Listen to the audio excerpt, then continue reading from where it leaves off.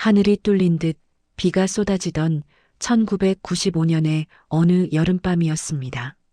서울 변두리 달동네 가로등 하나 제대로 켜지지 않은 미로 같은 골목길을 두 아이가 달리고 있었습니다. 철벅, 철벅. 진흙탕을 밟는 소리보다 더 크게 들리는 것은 아이들의 거친 숨소리와 뒤쫓아오는 어른들의 고함이었습니다. 거기 안 서. 너네 아버지가 도망가면 빚이 없어질 줄 알아?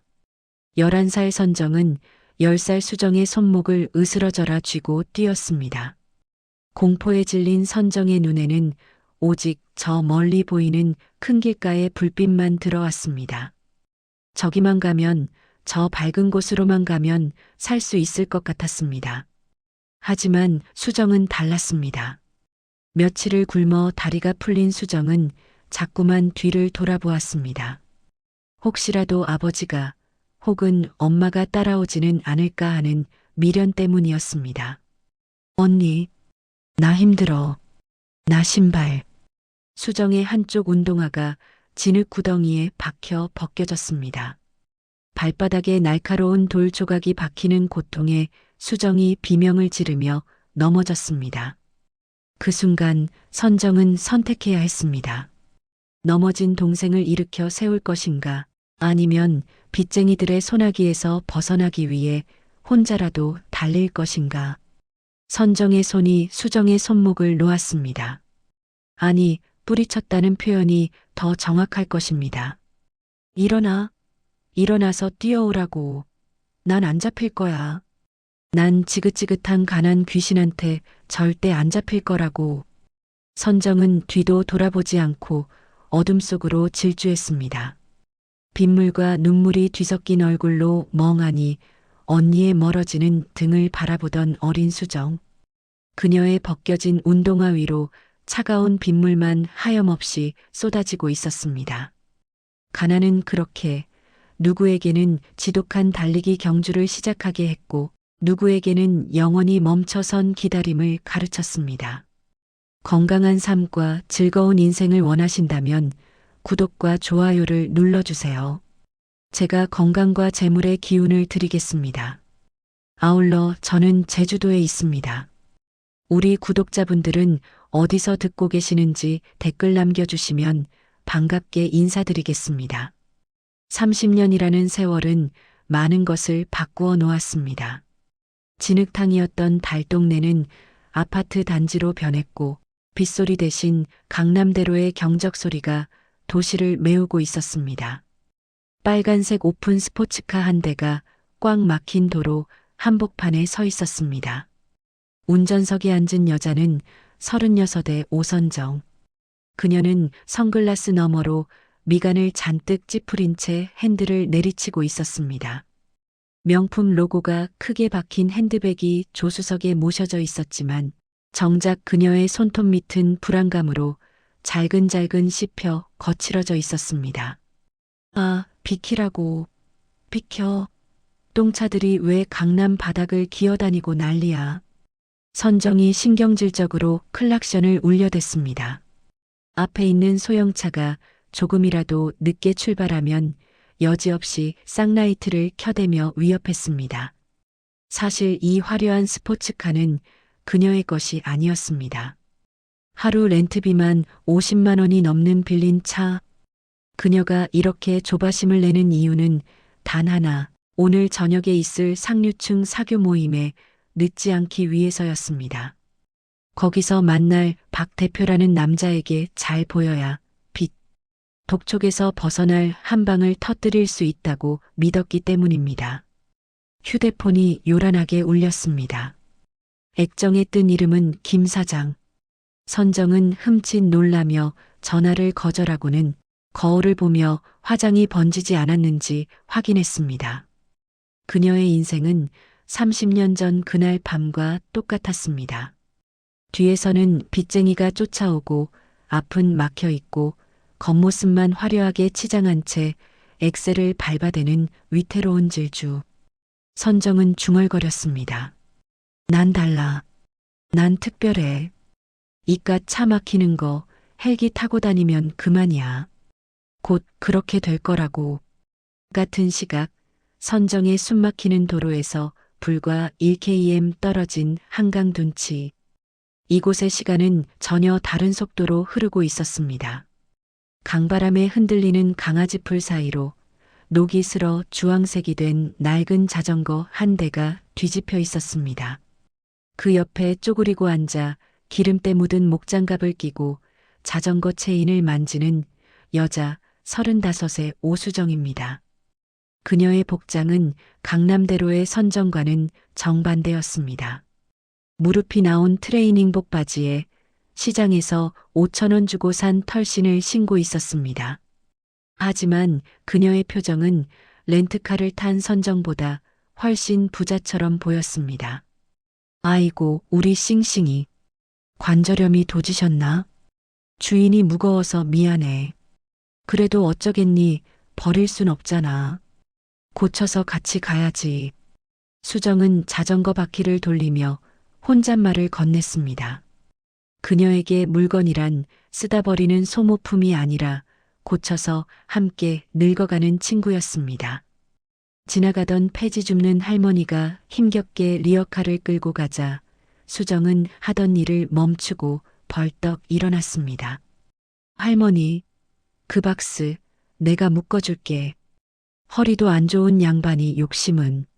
수정은 능숙한 솜씨로 박스를 단단히 묶어주고 주머니에서 구겨진 사탕 2알을 꺼내 할머니 손에 쥐어주었습니다. 할머니가 고맙다며 연신 허리를 굽히자 수정은 털신을 신은 발로 씩씩하게 제자리 걸음을 하며 웃어 보였습니다. 에이, 고맙긴요. 가다가 당 떨어지면 드셔. 천천히 가요, 천천히. 오늘 못 가면 내일 가면 되지. 수정의 시선은 30년 전 언니가 사라진 골목길이 아니라 지금 눈앞에 펼쳐진 반짝이는 강물에 머물러 있었습니다. 그녀는 더 이상 기다리는 아이가 아니었습니다. 제 속도대로 걸으며 넘어진 사람을 일으켜 세울 줄 아는 어른이 되어 있었습니다. 운명은 얄궂게도 가장 극적인 순간에 두 자매를 스치게 만들었습니다. 강남대로가 너무 막히자 선정은 꽉 막힌 도로를 피해 한강변 우회 도로로 핸들을 꺾었습니다. 제한속도 60km 구간이었지만 선정의 계기판은 이미 100km를 넘어서고 있었습니다. 아오, 시간 없어 죽겠는데. 비켜. 다 비키라고. 선정은 창문을 열고 소리를 지르며 질주했습니다. 마침 전날 내린 비로 도로 가장자리에는 흙탕물이 고여 있었습니다. 그때 갓길에서 자전거를 세우고 물을 마시던 한 남자가 있었습니다. 대한민국 유통업계 1위 제일그룹의 회장 최태만. 하지만 지금 그의 모습은 회장님과는 거리가 멀었습니다. 몇 년째 입어목이 다 늘어난 회색 티셔츠, 무릎 나온 등산 바지, 그리고 덥수룩한 수염. 그는 1분 1초를 다투는 기업 경영에 지쳐 공황장애 진단을 받고 모든 것을 내려놓은 채 무전여행을 하는 중이었습니다. 슈아. 선정의 빨간 스포츠카가 굉음을 내며 태만의 옆을 스쳐 지나갔습니다. 바퀴가 웅덩이를 밟는 순간 시커먼 흙탕물이 폭포수처럼 튀어올라 태만의 머리부터 발끝까지 덮쳤습니다. 흙. 태만은 비틀거리며 자전거와 함께 넘어졌습니다. 보통 사람이라면 차를 세우고 사과했을 것입니다. 하지만 선정은 달랐습니다. 그녀는 급브레이크를 밟더니 후진하여 넘어진 태만에게 다가왔습니다. 걱정 때문이 아니었습니다. 아, 노숙자, 눈을 어디다 달고 다녀. 선정이 차창 밖으로 고개를 내밀고 악을 썼습니다. 선글라스를 머리 위로 올린 그녀의 눈은 도끼로 가득 차 있었습니다. 당신 때문에 내 차에 흙 튀었잖아. 이거 세차비가 얼만 줄 알아? 콩팥을 팔아도 못 갚을 인간이 왜 도로에 나와서 얼쩡거려. 태만은 어이가 없어 말문이 막혔습니다.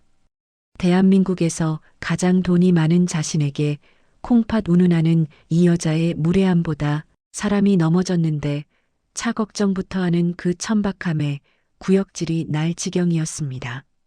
저기요, 아줌마. 사람이 넘어졌으면 괜찮냐고 묻는 게 순서 아닙니까? 태만이 낮게 깔린 목소리로 말하자 선정은 기가 차다는 듯 헛웃음을 터뜨렸습니다. 아줌마, 야, 너 내가 누군 줄 알고. 에이, 퇴. 재수옴 붙었네. 야, 똥차. 너 오늘 운 좋은 줄 알아. 내가 바빠서 그냥 간다. 선정은 바닥에 침을 뱉고는 다시 굉음을 내며 사라졌습니다. 태만은 흙탕물을 뒤집어 쓴 채 멍하니 그 뒷모습을 바라보았습니다. 가슴속에서 뜨거운 분노와 함께 깊은 회의감이 밀려왔습니다. 돈이 없으면 사람 취급도 안 하는 세상. 내가 이러려고 평생을 앞만 보고 달렸나? 그때였습니다.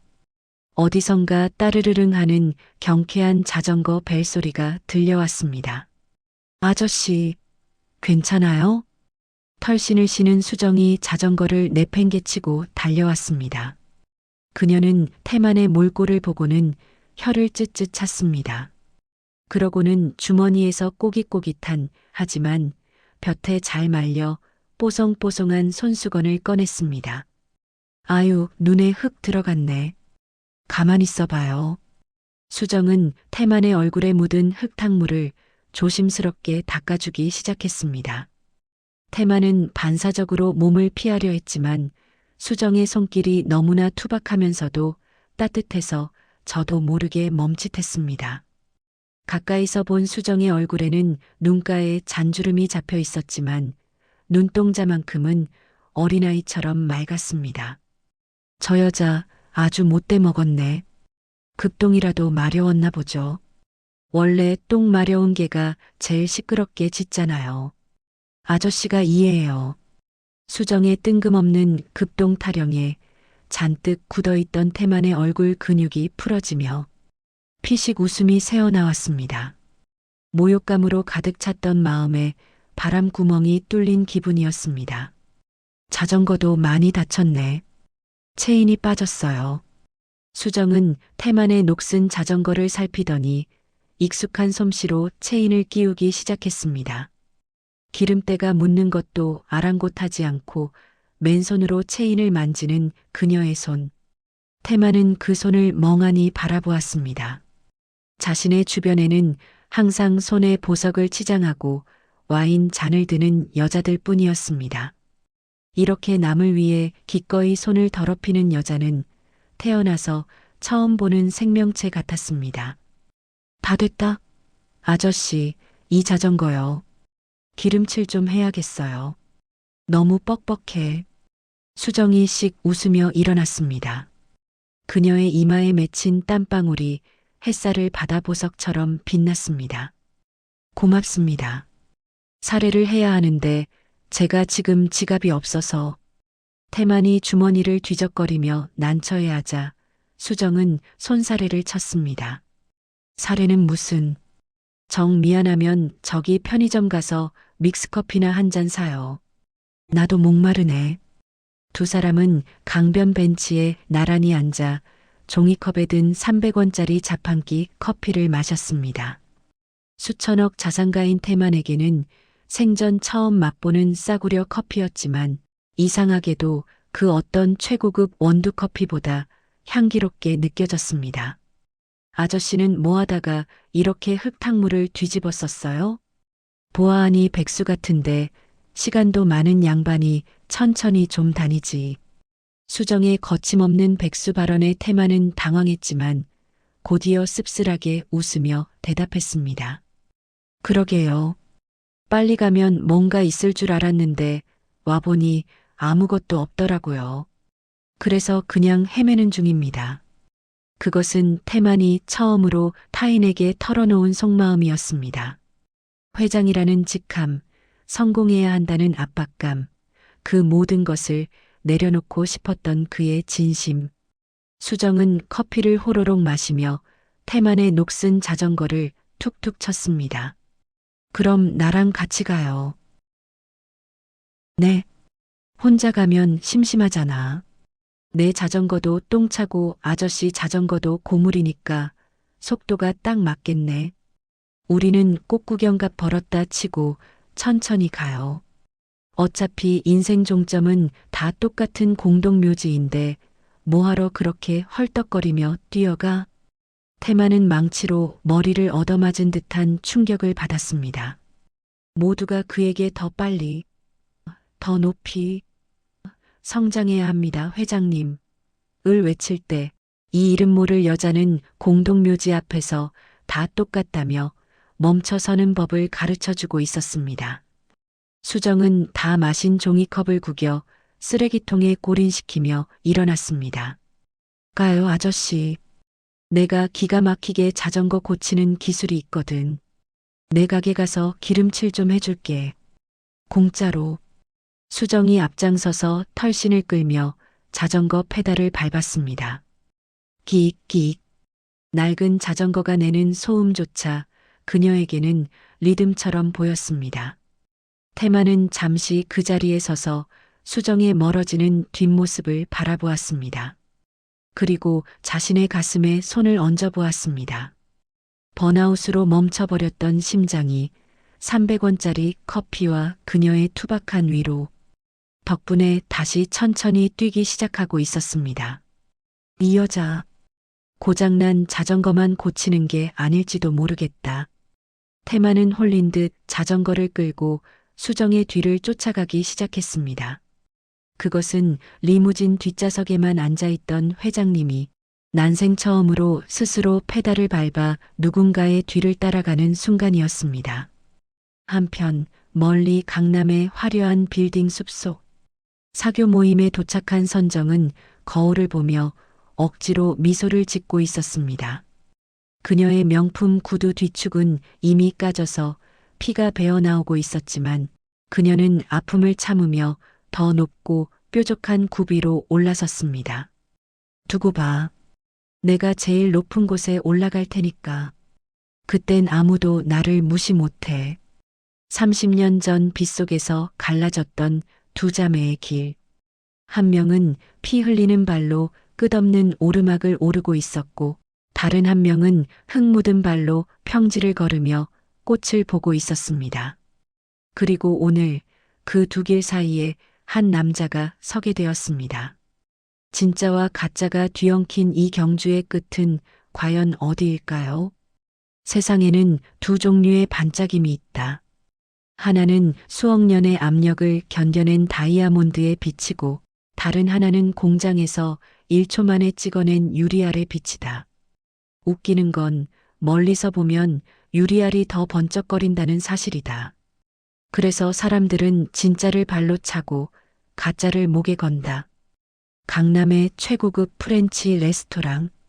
샹들리에 조명이 눈이 부실 정도로 쏟아지는 테이블 위에 두 남녀가 앉아 있었습니다. 여자는 오선정. 그녀는 방금 렌트카 반납 시간을 연장하느라 카드 한도 초과 문자를 받았지만 표정만큼은 재벌가 사모님보다 더 우아했습니다. 남자는 자칭 벤처 신화박기성 대표.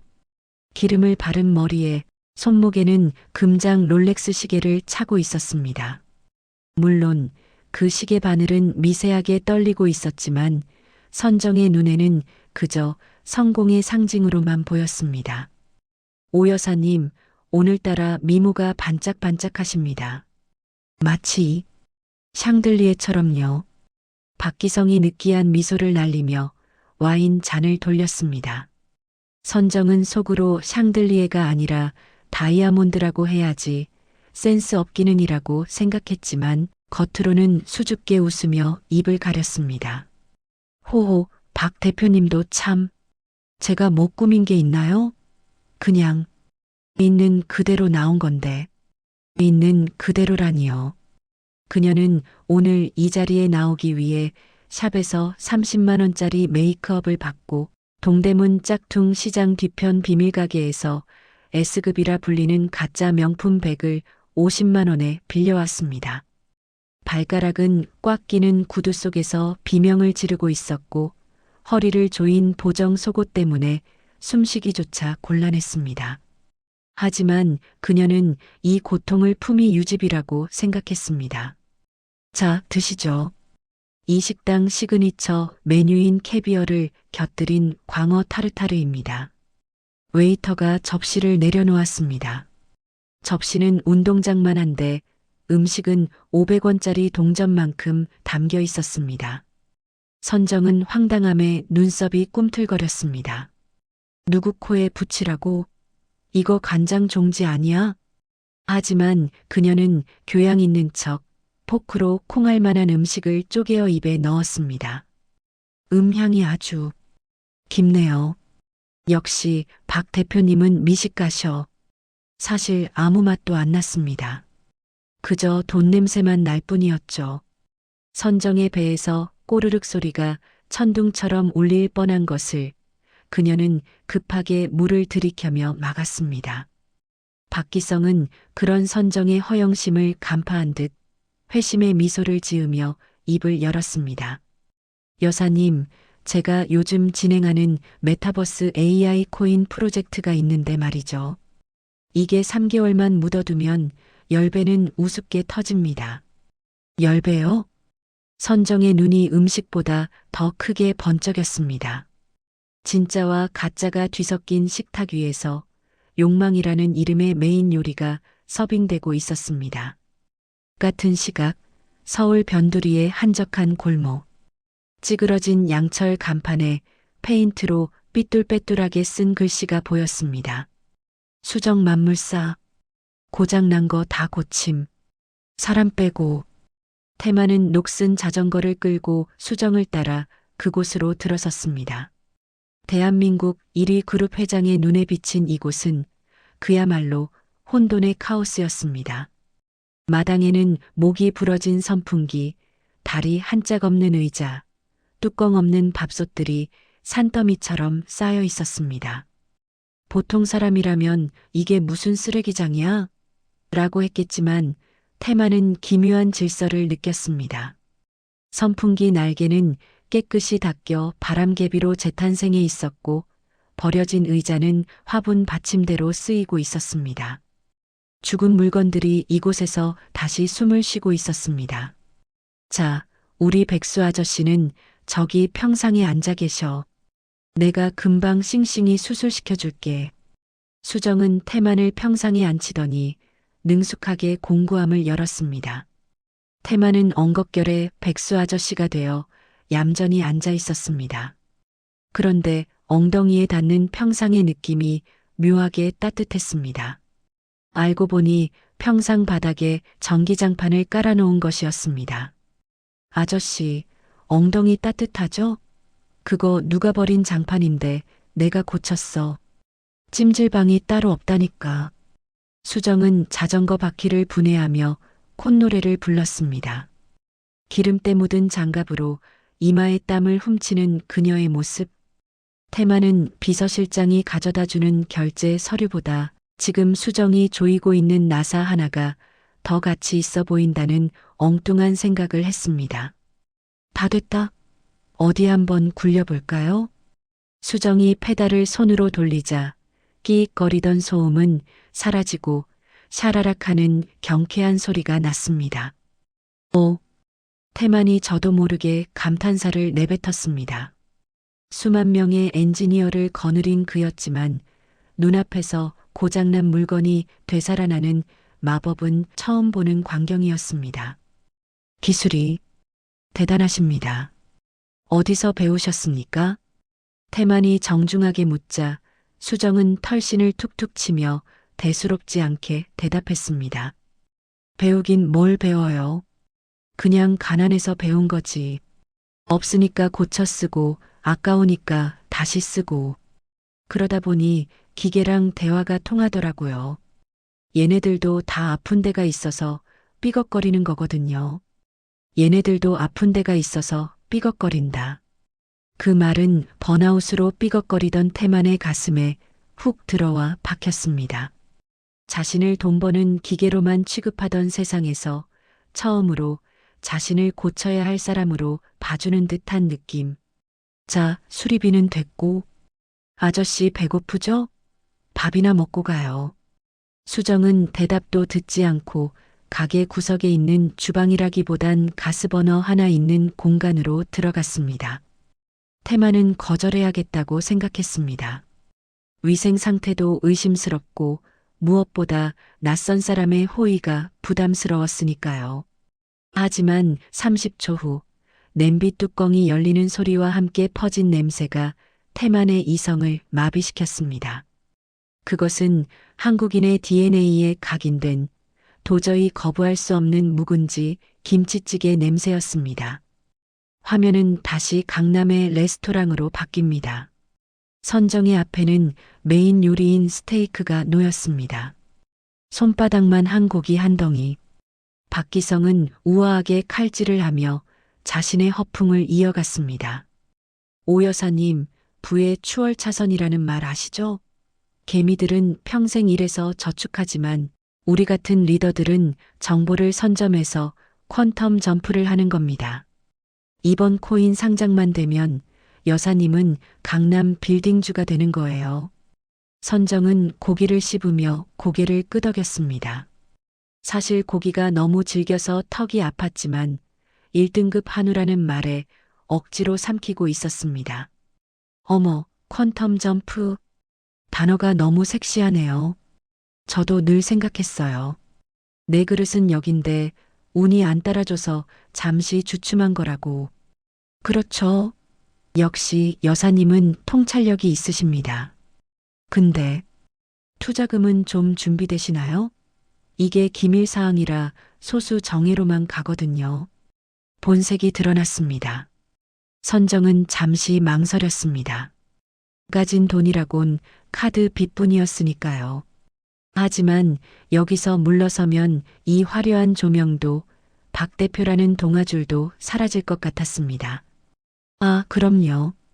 제가 융통할 자금은 꽤 되죠. 부동산 쪽에 묶인 게 좀 있어서 그렇지. 거짓말이었습니다.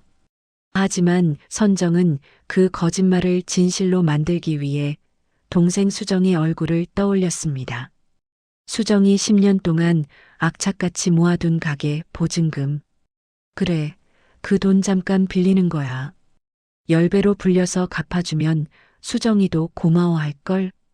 탐욕은 죄책감을 마취시키는 가장 강력한 진통제였습니다. 반면 수정의 고물상 평상위. 찌그러진 양은 냄비 하나를 사이에 두고 태만과 수정이 마주 앉았습니다. 보글보글 끓는 라면, 국물에 숭덩숭덩 썬 묵은지와 찬밥 한 덩이. 반찬이라곤 풋고추와 된장뿐이었지만 비주얼은 미슐랭 3스타를 압도했습니다. 드셔보세요. 우리 집 가온이 밥은 먹고 다니냐거든. 태만은 쭈뼛거리며 젓가락을 들었습니다. 평소엔 저염식, 유기농 식단만 고집하던 그였습니다.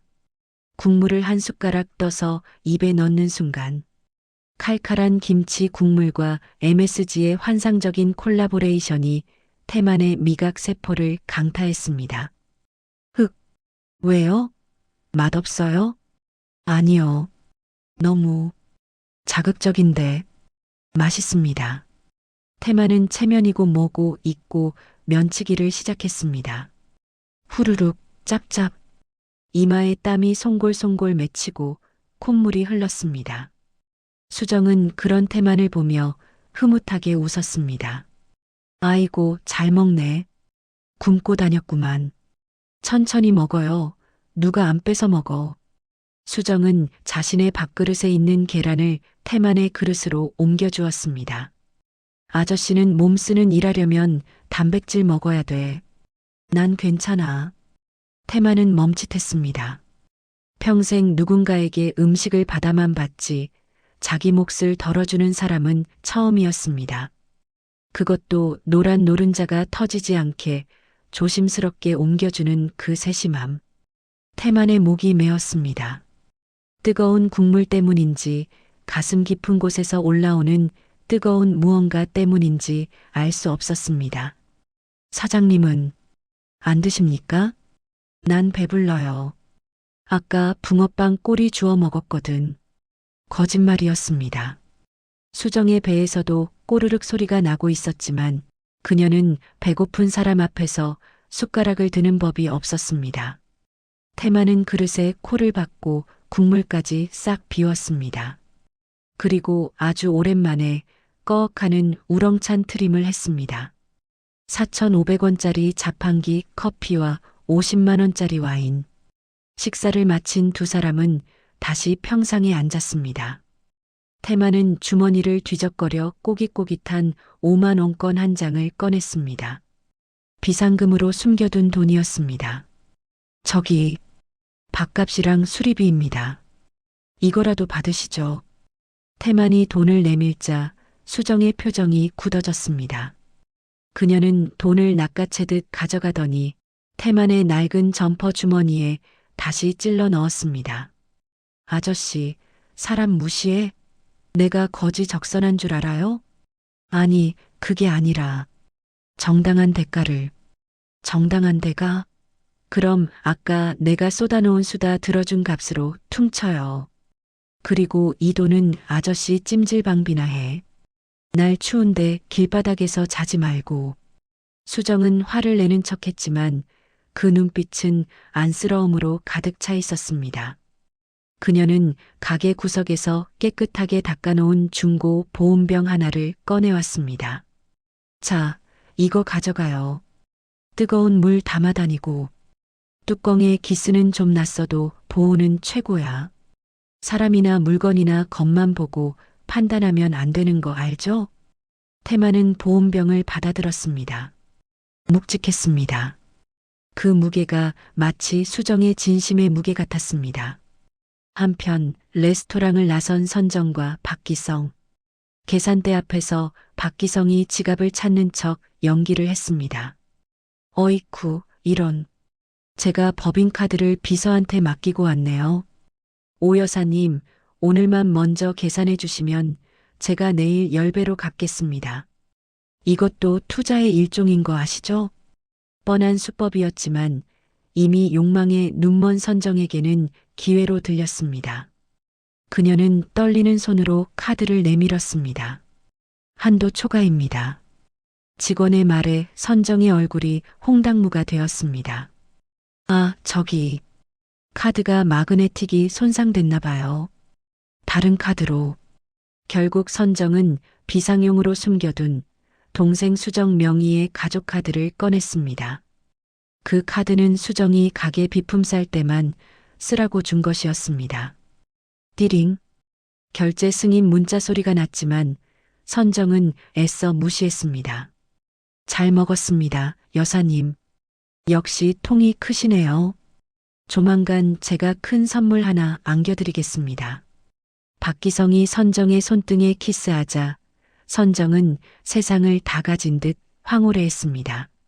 하지만 식당을 나와 박기성을 보내고 난 뒤 선정은 급하게 편의점으로 뛰어갔습니다. 그리고 1,500원짜리 핫바를 허겁지겁 씹어 삼켰습니다. 50만 원짜리 저녁을 샀지만 배는 여전히 고팠기 때문입니다. 차가운 편의점 앞 벤치에서 꽉 낀 구두를 벗어던지고 퉁퉁 부은 발을 주무르는 선정. 그녀의 입가에 묻은 케첩이 마치 피처럼 보였습니다. 밤이 깊었습니다. 수정은 가게 문을 닫으며 밤하늘을 올려다보았습니다. 오늘 온 그 아저씨 갈 때는 있으려나. 보온병에 율무차라도 타줄 걸 그랬네. 그녀는 누군가를 걱정하며 하루를 마감했습니다. 반면 선정은 좁은 고시원 방으로 돌아와 수정의 통장 비밀번호를 풀기 위해 머리를 굴리고 있었습니다. 0815. 광복절인가? 아니야. 천사? 수정이 그 멍청이가 좋아할 만한 숫자가 뭐지? 선정의 눈은 탐욕으로 번들거렸습니다. 그녀는 몰랐습니다. 자신이 지금 열려고 하는 것이 판도라의 상자인지 아니면 자신의 인생을 파멸로 이끌 지옥문인지. 태마는 수정이 준 보온병을 품에 안고 한강변 벤치에 앉아 있었습니다. 그는 휴대폰을 꺼내 비서실장에게 문자를 보냈습니다. 평소 같으면 매출 보고해, 주가 확인해였겠지만 이번엔 달랐습니다. 김 실장, 내일부터 일정 다 비워. 나 당분간 여기서 출근한다. 그리고 수정 만물사에 대해서 좀 알아봐. 전송 버튼을 누른 태만이 밤하늘을 보며 중얼거렸습니다. 천천히 가도 된다. 풍경을 보면서 그의 시선이 수정의 가게가 있는 골목 쪽을 향했습니다. 그곳에는 화려한 네온 사인은 없었지만 세상에서 가장 따뜻한 양은 냄비가 식어가고 있었습니다. 가짜 다이아몬드를 좇는 언니와 진짜 보석을 품고 사는 동생, 그리고 그 사이에서 진짜를 발견한 남자. 이제 테마는 단순한 관찰자가 아니라 이 자매의 운명에 깊숙이 개입할 준비를 마쳤습니다. 하지만 그는 아직 몰랐습니다. 선정이 꾸미고 있는 음모가 자신과 수정을 얼마나 큰 위기로 몰아넣을지를. 세상에서 가장 털기 쉬운 금고가 뭔지 아는가? 최첨단 홍채 인식 금고. 아니다. 비밀번호가 16자리인 스위스 은행 계좌? 그것도 아니다. 가장 털기 쉬운 금고는 바로 믿음이라는 이름의 낡은 서랍장이다. 그곳엔 자물쇠가 없다. 왜냐하면 주인이 열쇠를 도둑의 손에 쥐어주었기 때문이다. 그래서 가족 간의 도둑질은 범죄가 아니라 비극이다. 강남의 한 고급 호텔 세미나룸. 제4차 산업혁명, 메타버스 AI 하이퍼 코인 VIP 설명회라는 현수막이 걸려 있었습니다. 단상 위에는 박기성 대표가 스티브 잡스 흉내를 내며 검은 폴라티를 입고 프레젠테이션을 하고 있었습니다. 여러분, 비트코인의 시대는 갔습니다. 이제는 공기에어를 채굴하는 시대입니다. 우리가 숨쉬는 이 공기를 블록체인으로 암호화해서. 말도 안 되는 헛소리였지만 화면에 빨간색 상승 그래프가 뜨자 앉아있던 사람들의 눈이 뒤집혔습니다. 그 맨 앞줄, 가장 로열석에 오선정이 앉아 있었습니다. 그녀는 박기성의 말 한마디 한마디를 받아 적으며 고개를 끄덕였습니다. 그래, 공기를 판다니. 역시 천재야. 대동강 물을 판 봉이 김선달의 디지털 버전이잖아. 박기성이 선정에게 윙크를 날리며 마이크를 잡았습니다. 특히 오늘 오신 오선정 여사님 같은 VIP분들께만 상장 전 프리세일 기회를 드립니다. 단돈 5천만 원이면 3개월 뒤에 50억이 되는 기적. 이건 투자가 아니라 제가 드리는 선물입니다. 50억? 그 숫자가 선정의 뇌를 지배했습니다. 50억이면 펜트하우스, 기사 딸린 리무진, 그리고 자신을 무시하던 동창들의 납작해진 코까지 모든 것을 살 수 있었습니다.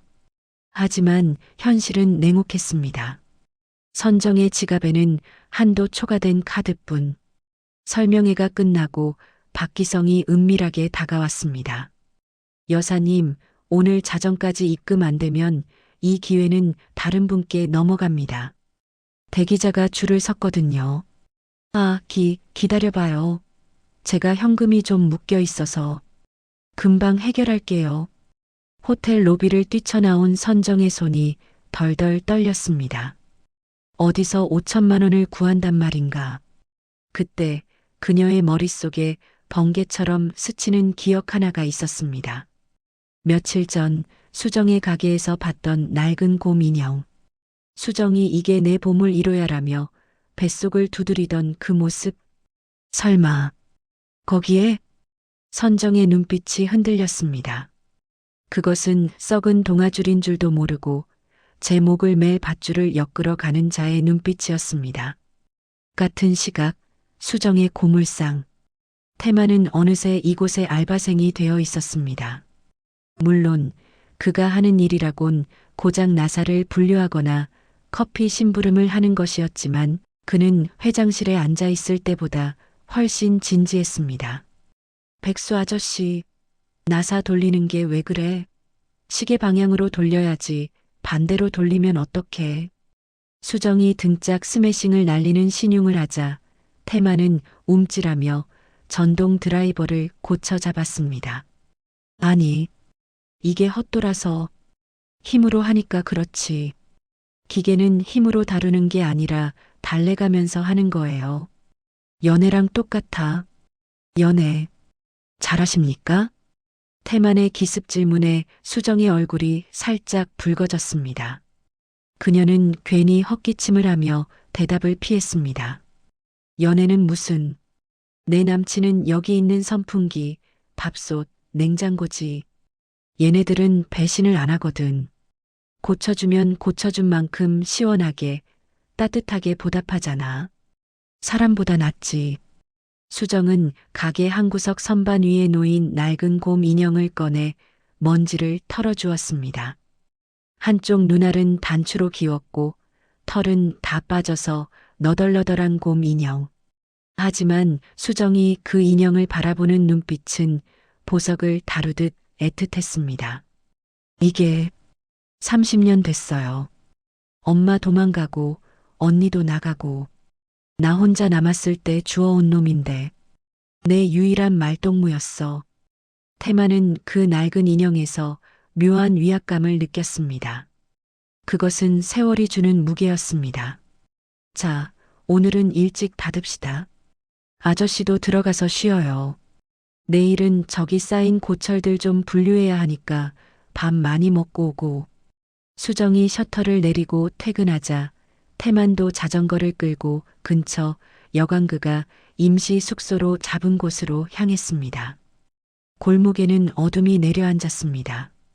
그리고 그 어둠을 틈타 검은 그림자 하나가 고물상 뒷문으로 접근했습니다.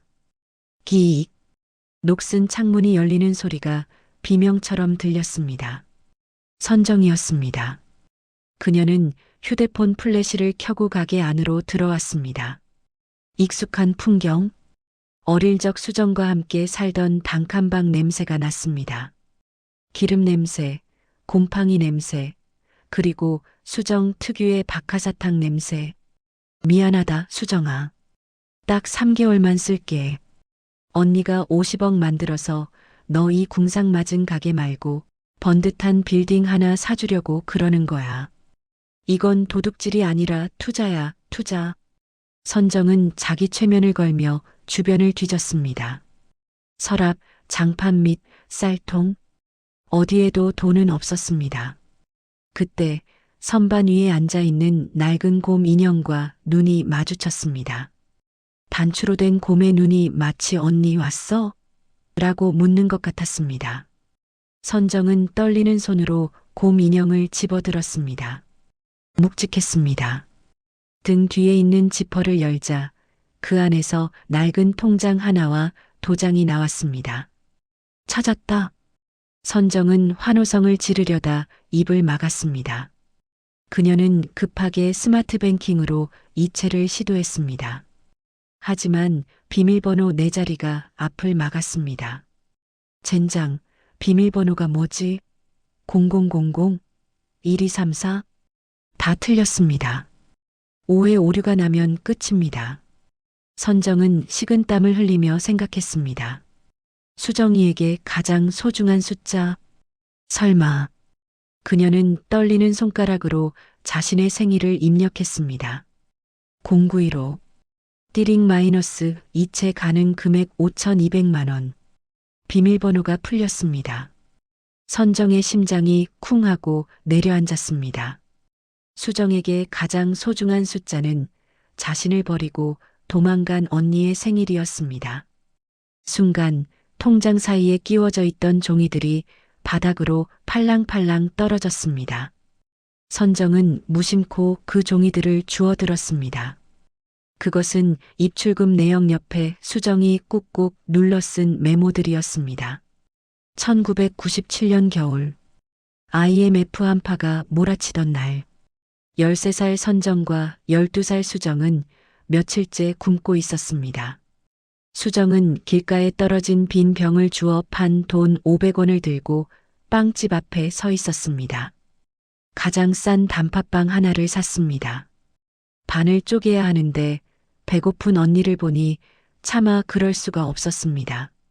언니, 이거 먹어. 난 아까 학교 급식 많이 먹어서 배불러. 트림 나오는 거 봐. 꺼. 수정은 억지로 헛배를 부르게 해서 트림을 해보였습니다. 선정은 그게 거짓말인 줄 알면서도 허기에 눈이 멀어 빵을 낚아챘습니다.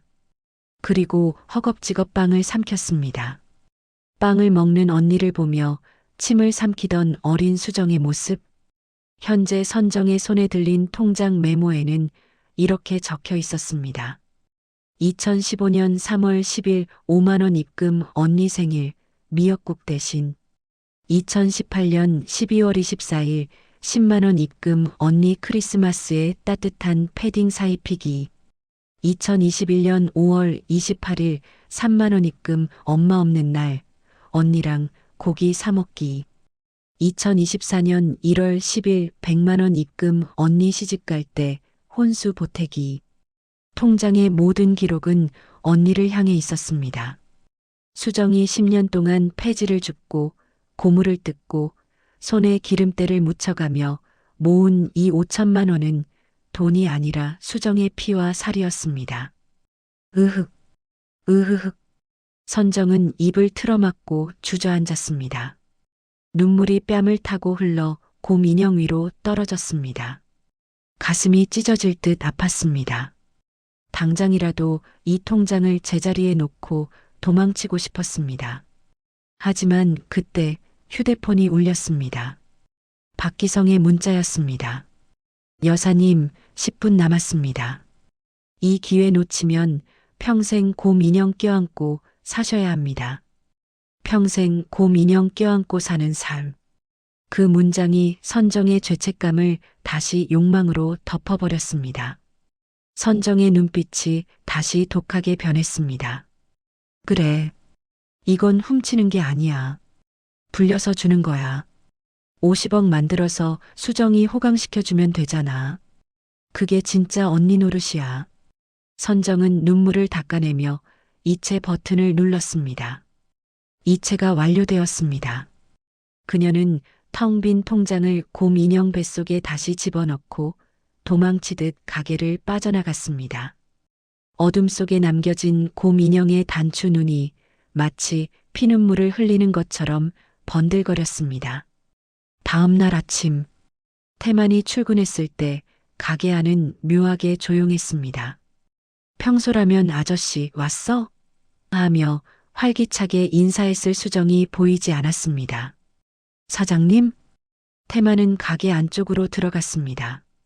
그리고 보았습니다. 평상 위에 널브러진 곰 인형과 그 앞에 멍하니 앉아있는 수정을.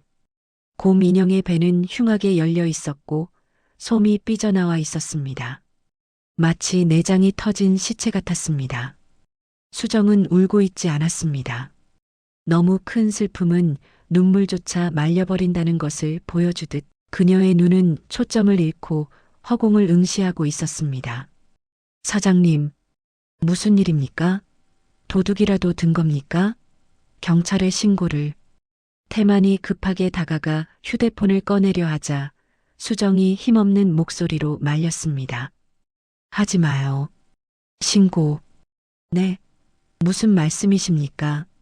가게가 이 꼴이 됐는데. 수정이 천천히 고개를 돌려 태만을 바라보았습니다. 그녀의 눈시울이 그제야 붉어지기 시작했습니다. 알아요. 누가 그랬는지 아는 사람입니까? 비밀번호가 우리 언니 생일이었거든요. 태만은 숨을 멈췄습니다. 비밀번호가 언니 생일. 그 짧은 한마디에 모든 상황이 설명되었습니다. 수정은 떨리는 손으로 삐져나온 곰 인형의 솜을 다시 집어넣으려 애썼습니다. 하지만 솜은 자꾸만 밖으로 흘러나왔습니다. 내가 솜을 너무 많이 채웠나 봐요. 터져버렸네. 수정의 목소리가 물기에 젖어 갈라졌습니다. 돈이 없어진 건 괜찮아요. 다시 벌면 되니까. 근데 언니가 내 마음까지 가져가 버렸어. 이 곰 인형 30년 동안 내 비밀 친구였는데 이제 언니가 내 친구를 죽여버렸어. 결국 수정은 곰 인형을 끌어안고 무너져 내렸습니다. 어린아이처럼 으악 마이너스하고 소리내어 울기 시작했습니다. 믿었던 혈육에게 배신당한 아픔, 자신의 지난 10년의 노력이 언니의 욕망 앞에서 휴지 조각이 되어버린 허무함. 그 오열 소리가 고물상 안을 가득 채웠습니다. 태마는 아무 말도 할 수 없었습니다. 그저 묵묵히 서서 우는 수정의 어깨 위로 자신의 점퍼를 덮어줄 뿐이었습니다. 그의 주먹이 하얗게 질리도록 꽉 쥐어졌습니다. 수정이 지쳐서 잠시 잠든 사이 태마는 가게 밖으로 나왔습니다. 그는 낡은 자판기 옆에 서서 아주 오랜만에 회장 최태만의 눈빛으로 돌아왔습니다. 그는 주머니에서 스마트폰을 꺼내 어딘가로 전화를 걸었습니다. 상대방이 받자마자 태만의 목소리는 영하 20도의 얼음장처럼 차갑게 변했습니다. 김 실장, 나다. 네, 회장님, 어디 계십니까? 지금 당장 알아봐. 메타버스 AI 하이퍼 코인 박기성이라는 작자, 그리고 오선정이라는 여자 동성까지 싹 다. 네, 그건 갑자기 왜? 내 소중한 친구의 곰 인형배를 가른 놈들이야. 그 대가가 얼마나 혹독한지 뼈저리게 가르쳐줘야겠어. 변호인단 준비하고 금융조사팀 대기시켜. 태마는 전화를 끊고 유리창 너머로 잠든 수정을 바라보았습니다. 그녀의 얼굴에 남은 눈물 자국이 햇살에 반사되어 빛나고 있었습니다. 걱정 마요, 사장님. 내가 그 곰 인형 원래대로 꿰매줄 테니까. 그리고 훔쳐간 마음까지 이자 쳐서 다 받아내줄 테니까. 태마는 낡은 자판기에서 커피를 뽑았습니다. 덜컹. 커피 떨어지는 소리가 마치 전쟁의 시작을 알리는 총성처럼 들렸습니다. 이제 백수 아저씨의 연극은 끝났습니다. 진짜 보스가 움직이기 시작했습니다. 반면 강남의 펜트하우스 모델하우스, 선정은 훔친 돈을 투자하고 받은 가짜 투자 증서를 가슴에 품고 황홀한 표정을 짓고 있었습니다. 미안해, 수정아.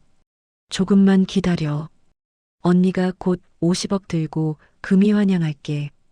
그때는 곰 인형 대신 진짜 곰만한 금덩이 사줄게. 그녀는 몰랐습니다.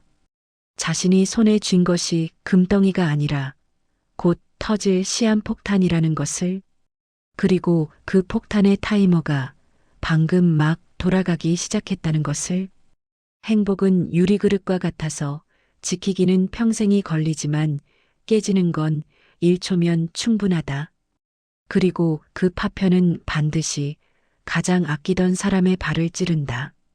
콱 마이너스, 콰직. 평화롭던 수정 만물사의 셔터가 굉음과 함께 찌그러졌습니다. 먼지가 자욱하게 피어오르는 가게 안으로 쇠파이프를 든 용역 깡패들과 붉은 딱지를 든 집달관들이 구둣발로 밀고 들어왔습니다. 그것은 단순한 철거가 아니었습니다. 지난 10년 수정이 기름밥을 먹으며 지켜온 작은 우주가 침략당하는 소리였습니다. 안 돼요. 잠깐만요. 이게 무슨 짓이에요? 수정이 밥을 먹다 말고 맨발로 뛰쳐나갔습니다. 입가에 묻은 밥풀을 떼어낼 새도 없었습니다. 그녀는 덩치 큰 사내의 팔을 매달리듯 잡았습니다. 사장님, 말로 해요. 우리 언니가 돈 잠깐 가져간 거라니까요. 금방 채워놓는다고 했어요. 하지만 돌아온 건 차가운 비웃음뿐이었습니다. 건물주가 뒤에서 팔짱을 낀 채 혀를 찼습니다. 이 여자가 아직도 잠꼬대를 하네. 보증금 빠진 지가 언젠데 버티고 있어? 당장 밀어버려. 안 돼. 내 선풍기. 저거 다 고친 거라고요. 한 사내가 수정이 밤새 닦아놓은 선풍기를 집어 던졌습니다. 와장창. 선풍기 날개가 산산조각이 나며 바닥에 흩어졌습니다. 그 소리가 마치 수정의 뼈가 부러지는 소리처럼 들렸습니다. 수정은 바들바들 떨리는 손으로 휴대폰을 꺼냈습니다. 단축번호 1번. 우리 언니. 신호음이 길게 이어졌습니다. 뚜루루, 뚜루루. 같은 시각 강남의 고급 스파. 선정은 가운을 입고 샴페인 잔을 들고 있었습니다.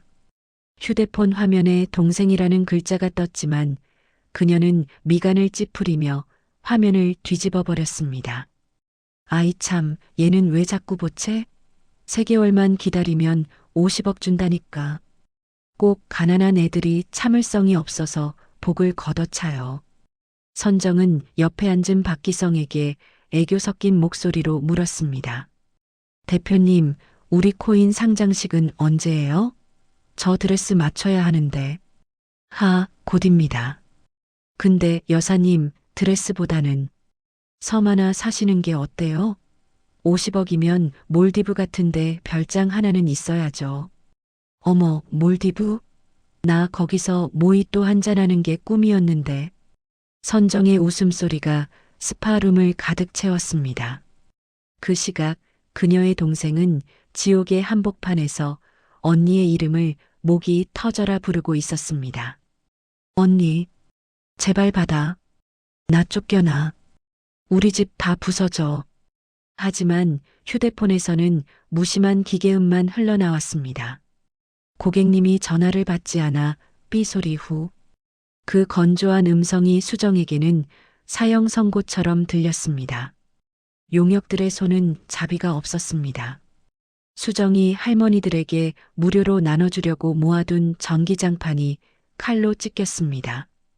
고장난 밥솥을 고쳐서 독거노인들에게 밥을 해주던 희망 밥솥이 찌그러져 마당으로 내동댕이 쳐졌습니다. 하지마. 제발 하지 마요. 걔네들 쓰레기 아니야. 다 주인이 있는 거라고요. 수정은 바닥을 기어가며 밥솥을 끌어안았습니다.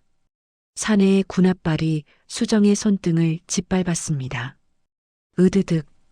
뼈가 으스러지는 고통보다 밥솥이 찌그러지는 소리가 더 아팠습니다. 이 아줌마가 진짜 비키라니까. 사내가 수정을 거칠게 밀쳤습니다. 수정은 중심을 잃고 쓰러지며 깨진 선풍기 날개 위로 넘어졌습니다. 날카로운 플라스틱 조각이 수정의 종아리를 깊게 베고 지나갔습니다. 붉은 피가 회색 시멘트 바닥 위로 뚝뚝 떨어져 번져나갔습니다. 하늘도 무심했습니다. 갑자기 먹구름이 몰려오더니 굵은 빗방울이 후두둑 쏟아지기 시작했습니다. 부서진 가전제품 위로, 찢어진 장판 위로, 그리고 피 흘리는 수정의 몸 위로 차가운 비가 내렸습니다. 가게는 폐허가 되었습니다. 용역들은 철수해 라는 말과 함께 썰물처럼 빠져나갔고 마당에는 뼈대만 남은 고철들과 영혼이 부서진 수정만이 덩그러니 남겨졌습니다. 수정은 일어날 힘조차 없었습니다. 그녀는 깨진 밥솥 뚜껑을 손에 쥔 채 빗물에 젖어가는 고물상을 멍하니 바라보았습니다. 30년 전 언니가 떠난 그날 밤처럼 비가 내리고 있었습니다. 그때는 기다리면 언니가 돌아올 줄 알았습니다. 하지만 지금은 기다려도 올 사람이 없었습니다. 아니, 그 사람이 자신을 벼랑 끝으로 밀어버렸습니다. 언니야, 내가 뭘 그렇게 잘못했니? 수정의 입에서 짐승 같은 울음소리가 터져 나왔습니다. 나 욕심 부린 적 없어. 남들 버리는 거 주워다가 고쳐 쓴 죄밖에 없어. 천천히 가면 된다며. 바르게 살면 복이 온다며. 근데 이게 뭐야? 이게 뭐냐고. 수정은 바닥을 치며 통곡했습니다. 빗물이 눈물과 섞여 얼굴을 엉망으로 만들었습니다. 그녀가 믿어왔던 정직과 성실의 가치가 자본과 탐욕이라는 폭력 앞에 처참하게 짓밟힌 순간이었습니다. 다리에서 흐르는 피가 빗물에 씻겨 하수구로 흘러들어갔습니다. 마치 그녀의 인생처럼 어디로 가는지도 모른 채 그때였습니다. 쏟아지는 빗줄기 사이로 누군가의 헐떡이는 숨소리가 들렸습니다. 태만이었습니다. 그는 잠시 자리를 비운 사이 벌어진 참상을 보고 그 자리에 얼어붙었습니다. 부서진 가게, 나뒹구는 고철들, 그리고 빗속에 피를 흘리며 주저앉아 있는 여자. 사장님, 태만이 달려왔습니다. 그가 들고 있던 편의점 비닐봉지가 바닥에 떨어졌습니다. 봉지 안에서는 수정에게 주려고 산 연고와 반창고, 그리고 따뜻한 두유가 굴러나왔습니다. 태만은 입고 있던 낡은 점퍼를 벗어 수정의 어깨에 덮어주었습니다. 그리고 떨고 있는 그녀를 감싸 안았습니다.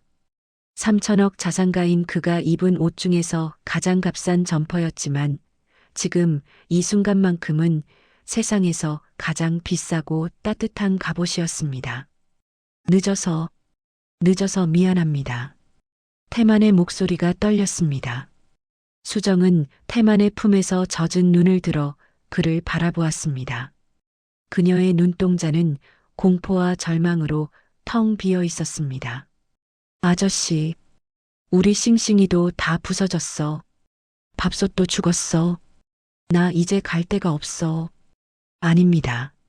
안 끝났습니다. 제가 고칩니다. 태만은 수정의 종아리에서 흐르는 피를 자신의 손수건으로 지혈했습니다.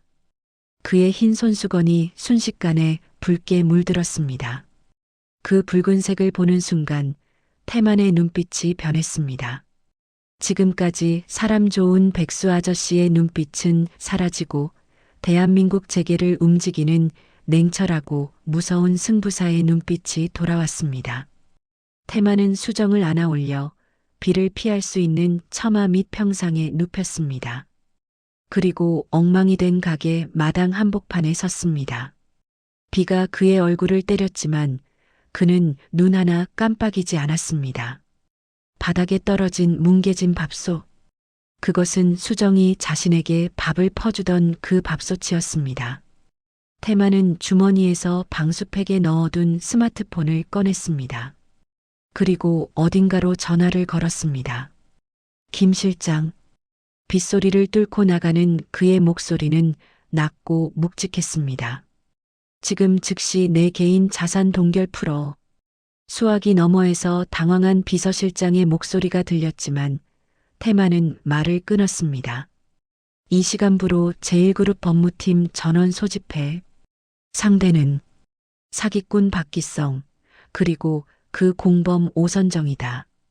태만의 시선이 저 멀리 화려하게 빛나는 강남의 마천루를 향했습니다. 그곳 어딘가에서 샴페인을 마시고 있을 선정과 사기꾼을 향해 선전포고를 날렸습니다. 내 사람 눈에서 눈물 나게 한 놈들, 내 눈에선 피눈물 흘리게 만들어줄 테니까. 지옥 끝까지 쫓아가서 이런 한 푼까지 다 토해내게 만들어. 태만은 전화를 끊고 다시 수정에게 다가갔습니다. 수정은 태만의 점퍼를 뒤집어 쓴 채 추위에 떨며 잠들어 있었습니다. 그녀의 손에는 찌그러진 밥솥 뚜껑이 여전히 들려 있었습니다. 태만은 수정의 옆에 쭈그리고 앉아 그녀의 젖은 머리카락을 넘겨주었습니다. 사장님, 조금만 자요. 일어나면 모든 게 제자리로 돌아와 있을 겁니다. 제가 약속합니다. 이제부턴 천천히 가는 게 아니라 당신을 아프게 한 놈들을 추월해서 밟아버릴 겁니다. 태만의 등 뒤로 번개가 쿠르륵 마이너스 쾅 하고 쳤습니다. 그 섬광 속에서 폐허가 된 고물상은 마치 전쟁터처럼 비장하게 보였습니다. 가장 낮은 곳에서 가장 강력한 반격이 준비되고 있었습니다. 고장난 자전거를 고치던 남자가 이제 고장난 세상을 고치기 위해 일어섰습니다.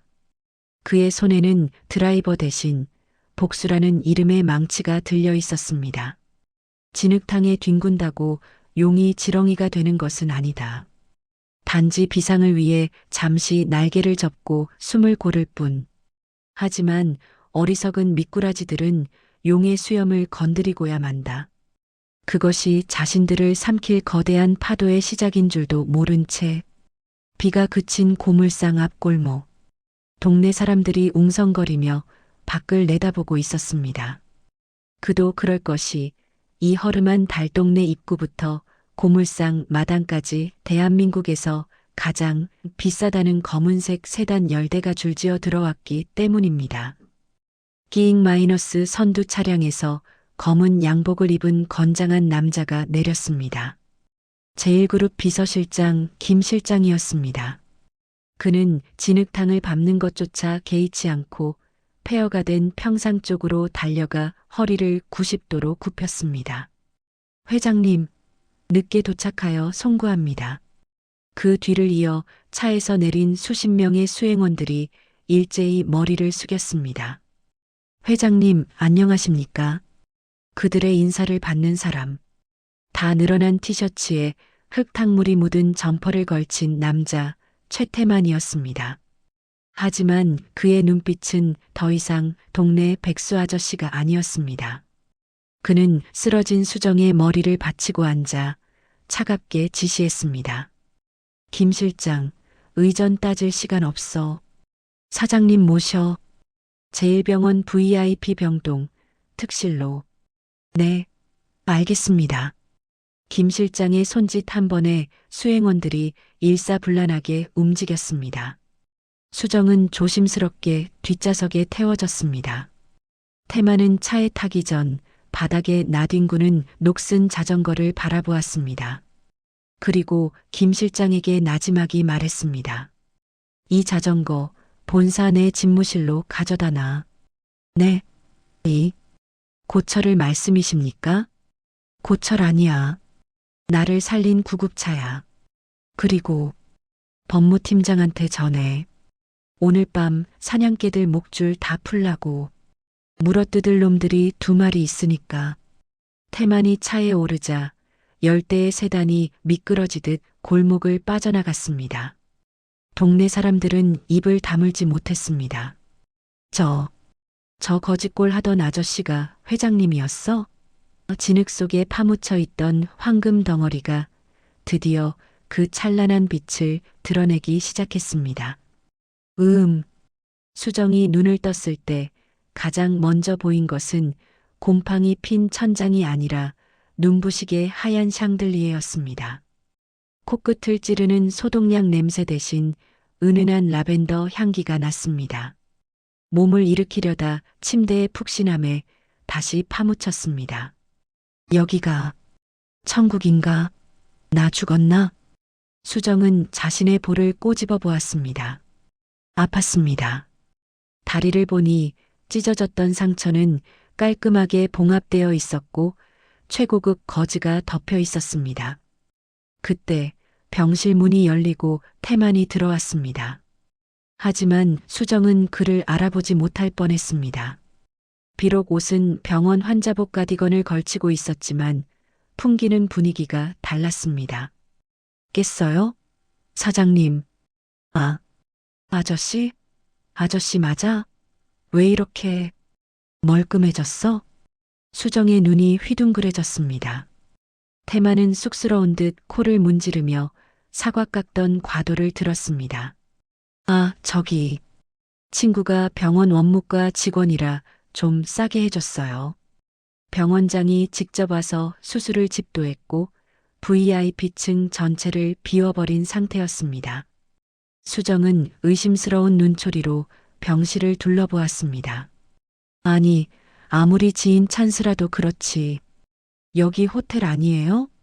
TV도 우리 집 안방보다 큰데 돈이 어디 있어서 이런 데를. 걱정 마요. 제가 예전에 떼인 돈을 좀 크게 받았거든요. 이참에 사장님한테 밥값 갚는 겁니다. 그러니까 맘 편히 쉬어요. 태만은 능청스럽게 깎은 사과를 수정에게 내밀었습니다. 수정은 사과를 받아들었지만 마음 한구석이 찡했습니다. 가족인 언니는 자신의 등골을 빼먹고 도망갔는데 남이나 다름없는 이 백수 아저씨는 자신의 전 재산을 털어 그녀의 착각 자신을 호강시켜주고 있으니까요.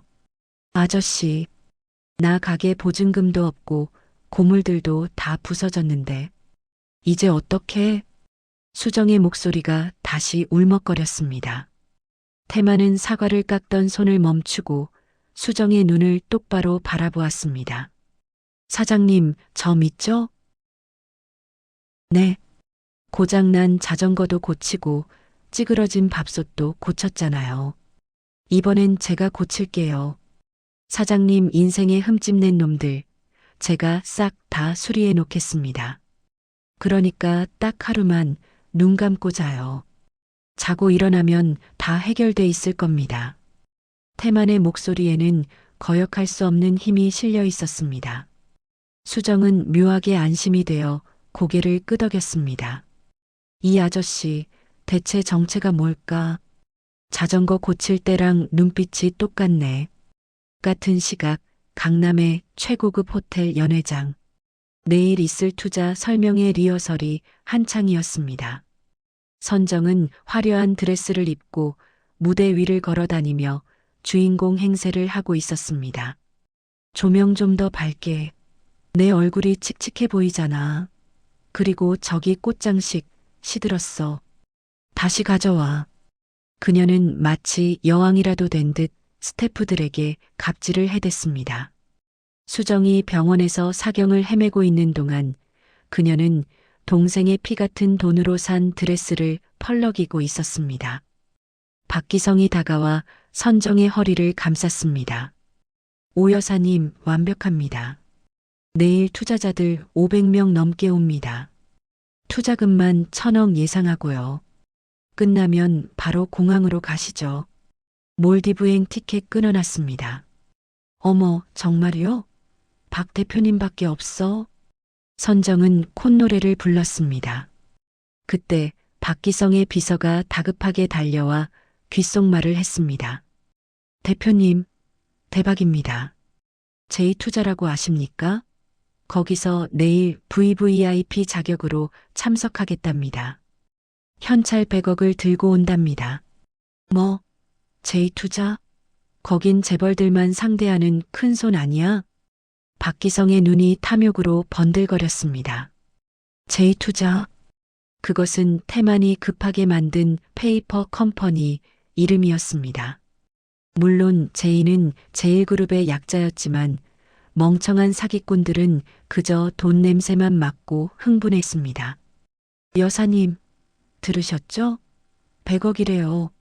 내일 그 VVIP 오시면 여사님이 접대 좀 해주세요. 우리가 그 돈만 먹으면 몰디브가 아니라 섬나라 왕도 될 수 있어. 100억? 세상에. 나 이제 진짜 재벌 되나 봐. 선정은 샴페인 잔을 높이 들었습니다. 그 잔 속에 담긴 것이 축배가 아니라 독배인 줄도 모른 채 밤이 깊었습니다. 수정이 잠든 것을 확인한 태만은 병실을 나와 대기하고 있던 리무진에 올랐습니다. 차는 곧바로 청담동에 있는 태만의 시크릿 하우스로 향했습니다. 드레스룸의 문이 열리자 수백 벌의 명품 수트와 시계들이 주인을 기다리고 있었습니다. 늘 입던 늘어난 티셔츠를 벗어던진 태만. 그의 등에는 고단했던 자전거 여행의 훈장처럼 근육통 파스가 붙어 있었습니다. 그는 샤워를 마치고 거울 앞에 섰습니다. 눈빛이 날카롭게 빛났습니다. 그는 가장 클래식한 네이비 더블 수트를 꺼내 입었습니다. 그리고 넥타이를 매는 대신 수정이 준 500원짜리 자판기 커피 종이컵을 잠시 바라보았습니다. 구겨진 종이컵. 그것은 그에게 초심이자 지켜야 할 약속이었습니다. 김 실장. 네, 회장님. 태만은 손목에 시계를 찼습니다. 수억 원짜리 파텍 필립 시계.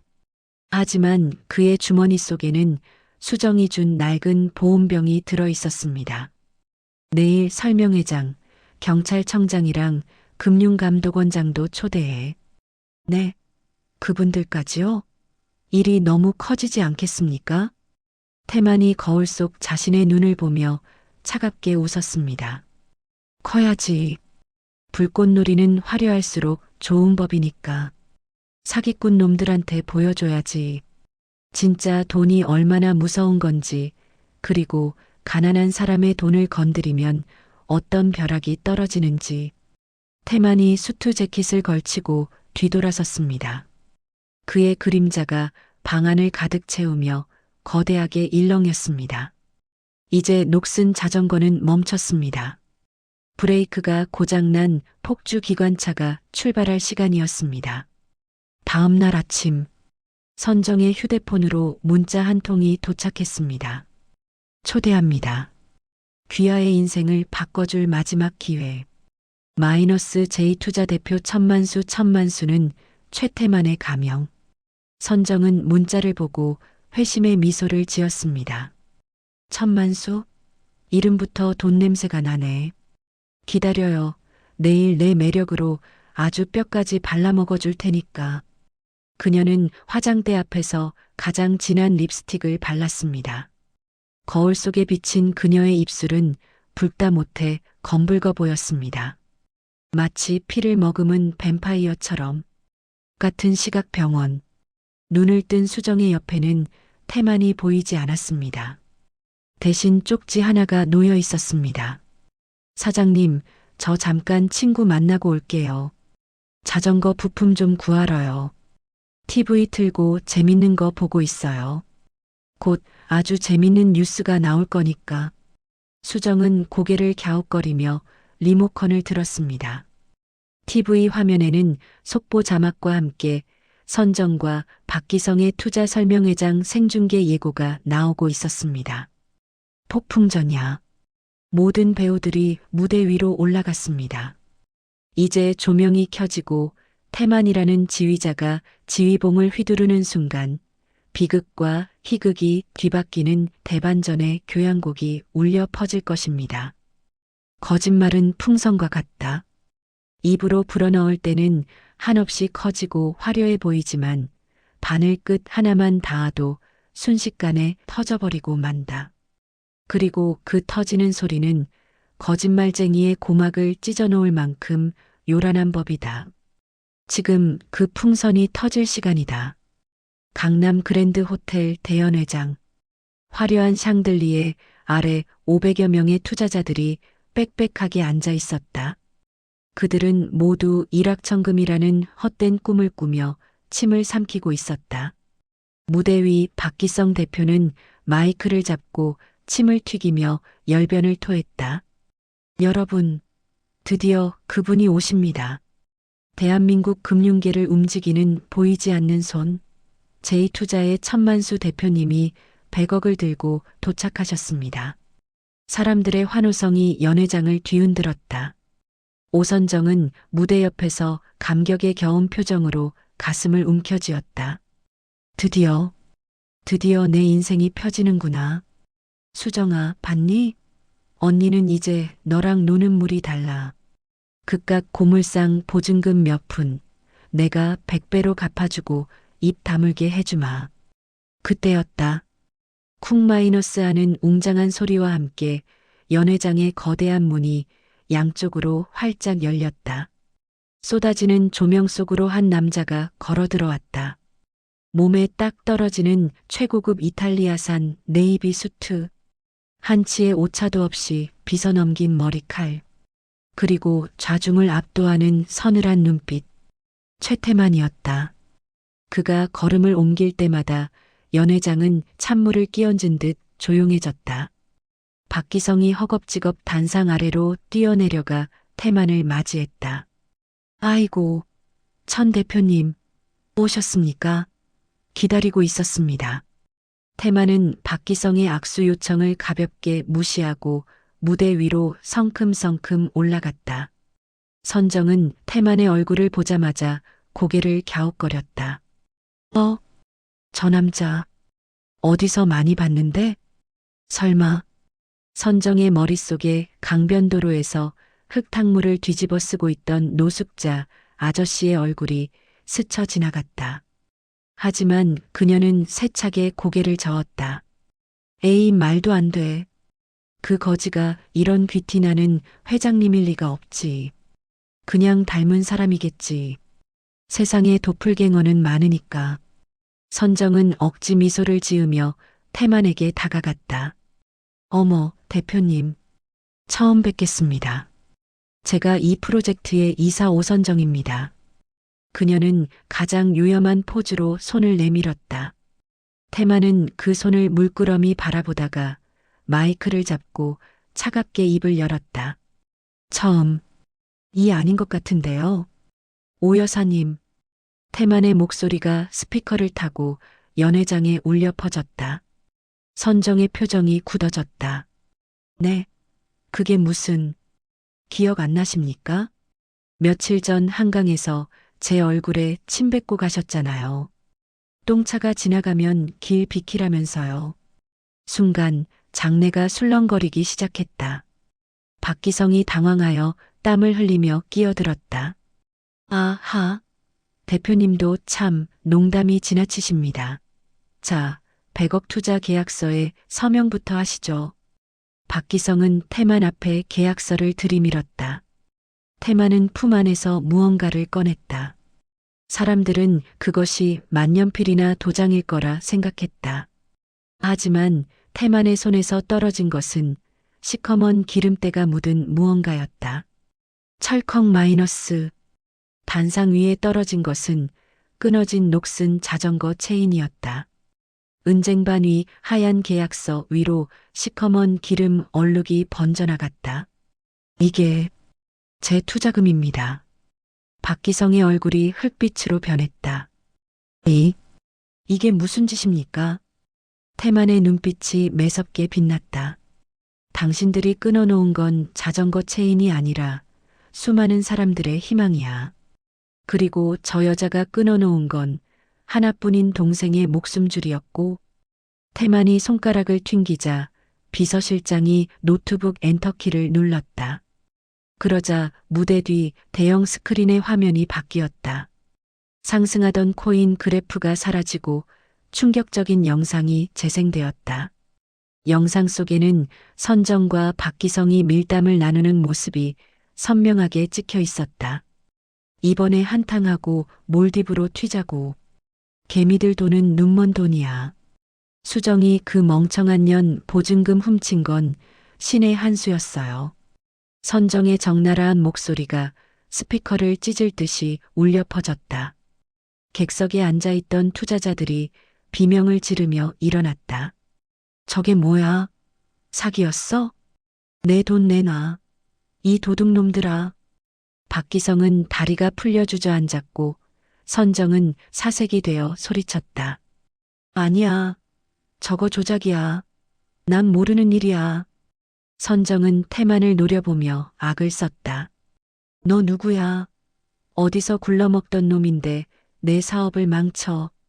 경비원, 저 미친놈 안 끌어내고 뭐해? 태만은 주머니에서 명함 지갑을 꺼내 한 장을 뽑았다. 그리고 선정의 얼굴을 향해 가볍게 날렸다. 명함이 허공을 날아 선정의 발밑에 떨어졌다. 선정은 떨리는 눈으로 명함을 내려다보았다. 제일그룹 회장 최태만. 그녀의 눈동자가 지진이 난 듯 흔들렸다. 제일그룹? 그럼 그 3천억 자산가가 너였다고? 태만이 마이크를 잡고 마지막 확인 사살을 날렸다. 네, 제가 그 노숙자입니다. 그리고 당신이 짓밟은 고물상 주인 오수정 씨가 제 생명의 은인입니다. 꼼짝 마. 경찰이다. 연회장 문이 다시 열리고 제복을 입은 경찰들이 들이닥쳤다. 금융감독원 조사관들이 박기성에게 수갑을 채웠다. 박기성 씨, 특경법 위반 및 사기 혐의로 체포합니다. 박기성은 한 번만 봐주세요. 라고 비굴하게 빌며 끌려나갔다. 선정은 뒷걸음질 치다 드레스 자락에 걸려 볼품없이 넘어졌다. 안 돼. 내 돈. 내 50억. 그녀의 손에 들려있던 샴페인 잔이 바닥에 떨어져 산산조각이 났다. 깨진 유리 조각 위로 그녀의 화려했던 욕망도 함께 부서져 내렸다. 경찰이 선정의 팔을 잡자 그녀는 태만을 향해 기어갔다. 회장님, 아니, 제부, 우리 수정이 친구라면서요. 나 수정이 언니야. 한 번만 봐줘요. 나 감방 가면 우리 수정이 누가 챙겨. 태만은 차갑게 내려다보며 말했다. 그 입으로 수정이 이름 올리지 마십시오. 수정 씨는 이제 제가 챙깁니다. 당신은 감옥에서 죗값이나 챙기시죠. 태만은 뒤도 돌아보지 않고 무대 아래로 내려왔다. 수십 개의 카메라 플래시가 터졌지만 그는 멈추지 않았다. 아수라장이 된 호텔 로비를 빠져나온 태만. 차가운 밤 공기가 달아오른 얼굴을 식혀주었다. 그는 넥타이를 거칠게 풀어서 주머니에 넣었다. 그리고 품속에서 수정이 주었던 낡은 보온병을 꺼냈다. 아직 온기가 남아 있었다. 태만은 비서실장에게 차 문을 열지 말라고 손짓했다. 차 대기시켜. 저는 병원으로 갑니다. 자전거 타고. 네. 회장님, 지금 밤 공기가 찹니다. 상관없어. 진짜 따뜻한 곳이 어딘지 이제 아니까. 태만은 수행원이 가져온 녹슨 자전거에 올라탔다. 수트 차림의 녹슨 자전거. 언밸런스한 모습이었지만 그 어느 때보다 당당해 보였다. 그는 페달을 힘차게 밟았다. 화려한 호텔의 불빛을 뒤로 한 채 그는 오직 한 사람, 수정이 있는 병원을 향해 질주했다. 그의 등 뒤로 선정의 처절한 비명이 환청처럼 들려왔지만 그는 더 이상 뒤를 돌아보지 않았다. 진짜와 가짜의 싸움은 끝났다. 이제 남은 것은 상처 입은 사람을 치유하는 일뿐이었다. 인생이라는 식당은 참으로 냉정하다. 욕망이라는 메뉴를 마음껏 주문할 때는 공짜인 줄 알았겠지만 나가는 문 앞에는 반드시 계산서가 기다리고 있다. 그것도 아주 비싼 이자가 붙어서 말이다. 이제 그 계산서를 치를 시간이다. 저는 몰랐다니까요. 저 박기성이라는 놈이 다 시킨 거예요. 차가운 철제 책상 위 선정은 눈물 콧물을 쏟으며 악을 쓰고 있었다. 하지만 그녀의 절규는 공허한 메아리였다. 박기성은 이미 변호사를 대동하고 옆방에서 조사를 받고 있었다. 그는 아주 교활하게도 모든 서류의 명의를 오선정 앞으로 해두었던 것이다. 담당 형사가 서류 뭉치를 책상에 탁 내려놓았다. 아줌마, 여기 보시죠. 투자법인 대표이사 오선정, 대출 보증인 오선정, 다 본인 도장 찍혀 있잖아요. 그건 박 대표가 그냥 이름만 빌려달라고 도장만 주면 50억 준다고 해서. 그러니까요. 그게 사기 방조고 공범입니다. 피해액이 100억이에요. 100억. 지금 밖에는 피해자들이 아줌마 나오면 찢어 죽인다고 야구 방망이 들고 기다리고 있어요. 선정의 얼굴이 백지장처럼 하얗게 질렸다. 그녀가 꿈꾸던 몰디브는 사라지고 차가운 철창과 빚쟁이들의 고함 소리만이 현실로 다가왔다. 저기 형사님, 제 동생이 제1그룹 회장이랑 아주 친하거든요. 전화 한 통만 하게 해주세요. 제부가 해결해 줄 거예요. 형사는 어이가 없다는 듯 헛웃음을 터뜨렸다. 아줌마, 정신 차리세요. 제1그룹 법무팀에서 아줌마 상대로 손해배상 청구 소송 들어왔어요. 회장님 팔아서 사기친 죄 아주 톡톡히 묻겠답니다. 선정은 그 자리에 주저앉았다. 그녀가 믿었던 동아줄은 처음부터 썩어 있었고 자신이 걷어찼던 동생이라는 진짜 동아줄은 이제 손에 닿지 않는 곳으로 올라가 버린 뒤였다. 3. 병원 옥상 정원 거짓말의 고백. 같은 시각 병원 옥상 정원. 따스한 햇살이 내리쬐는 벤치에 환자복을 입은 수정과 수트 차림의 태만이 나란히 앉아 있었다. 태만은 여전히 땀을 뻘뻘 흘리고 있었다. 호텔에서 자전거를 타고 전력 질주해 왔기 때문이었다.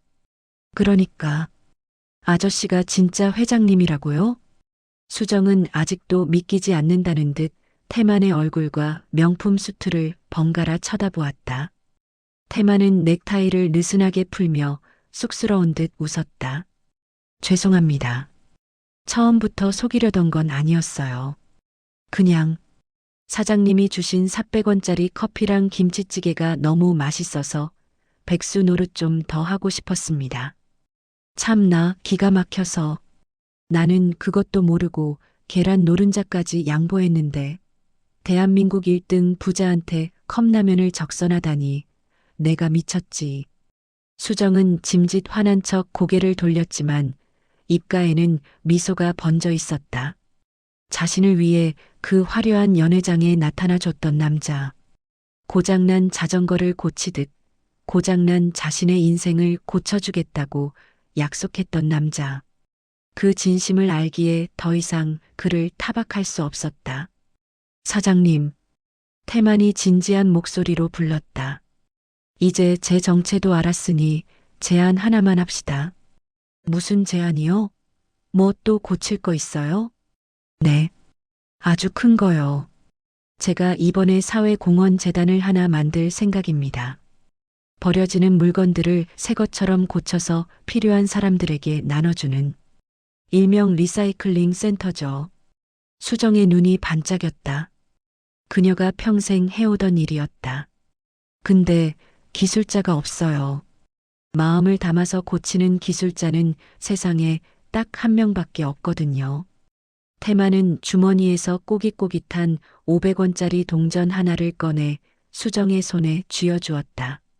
그것은 두 사람이 처음 만났을 때 자판기 커피를 뽑아 마셨던 그 동전이었다.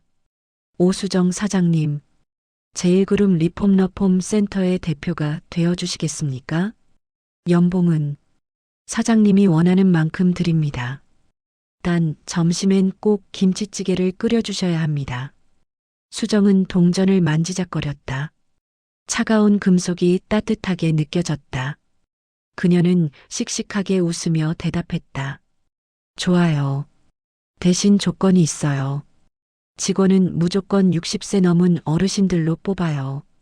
폐지 줍는 할머니, 리어카 끄는 할아버지. 그분들도 다 고쳤을 수 있는 짱짱한 인력들이니까. 당연하죠.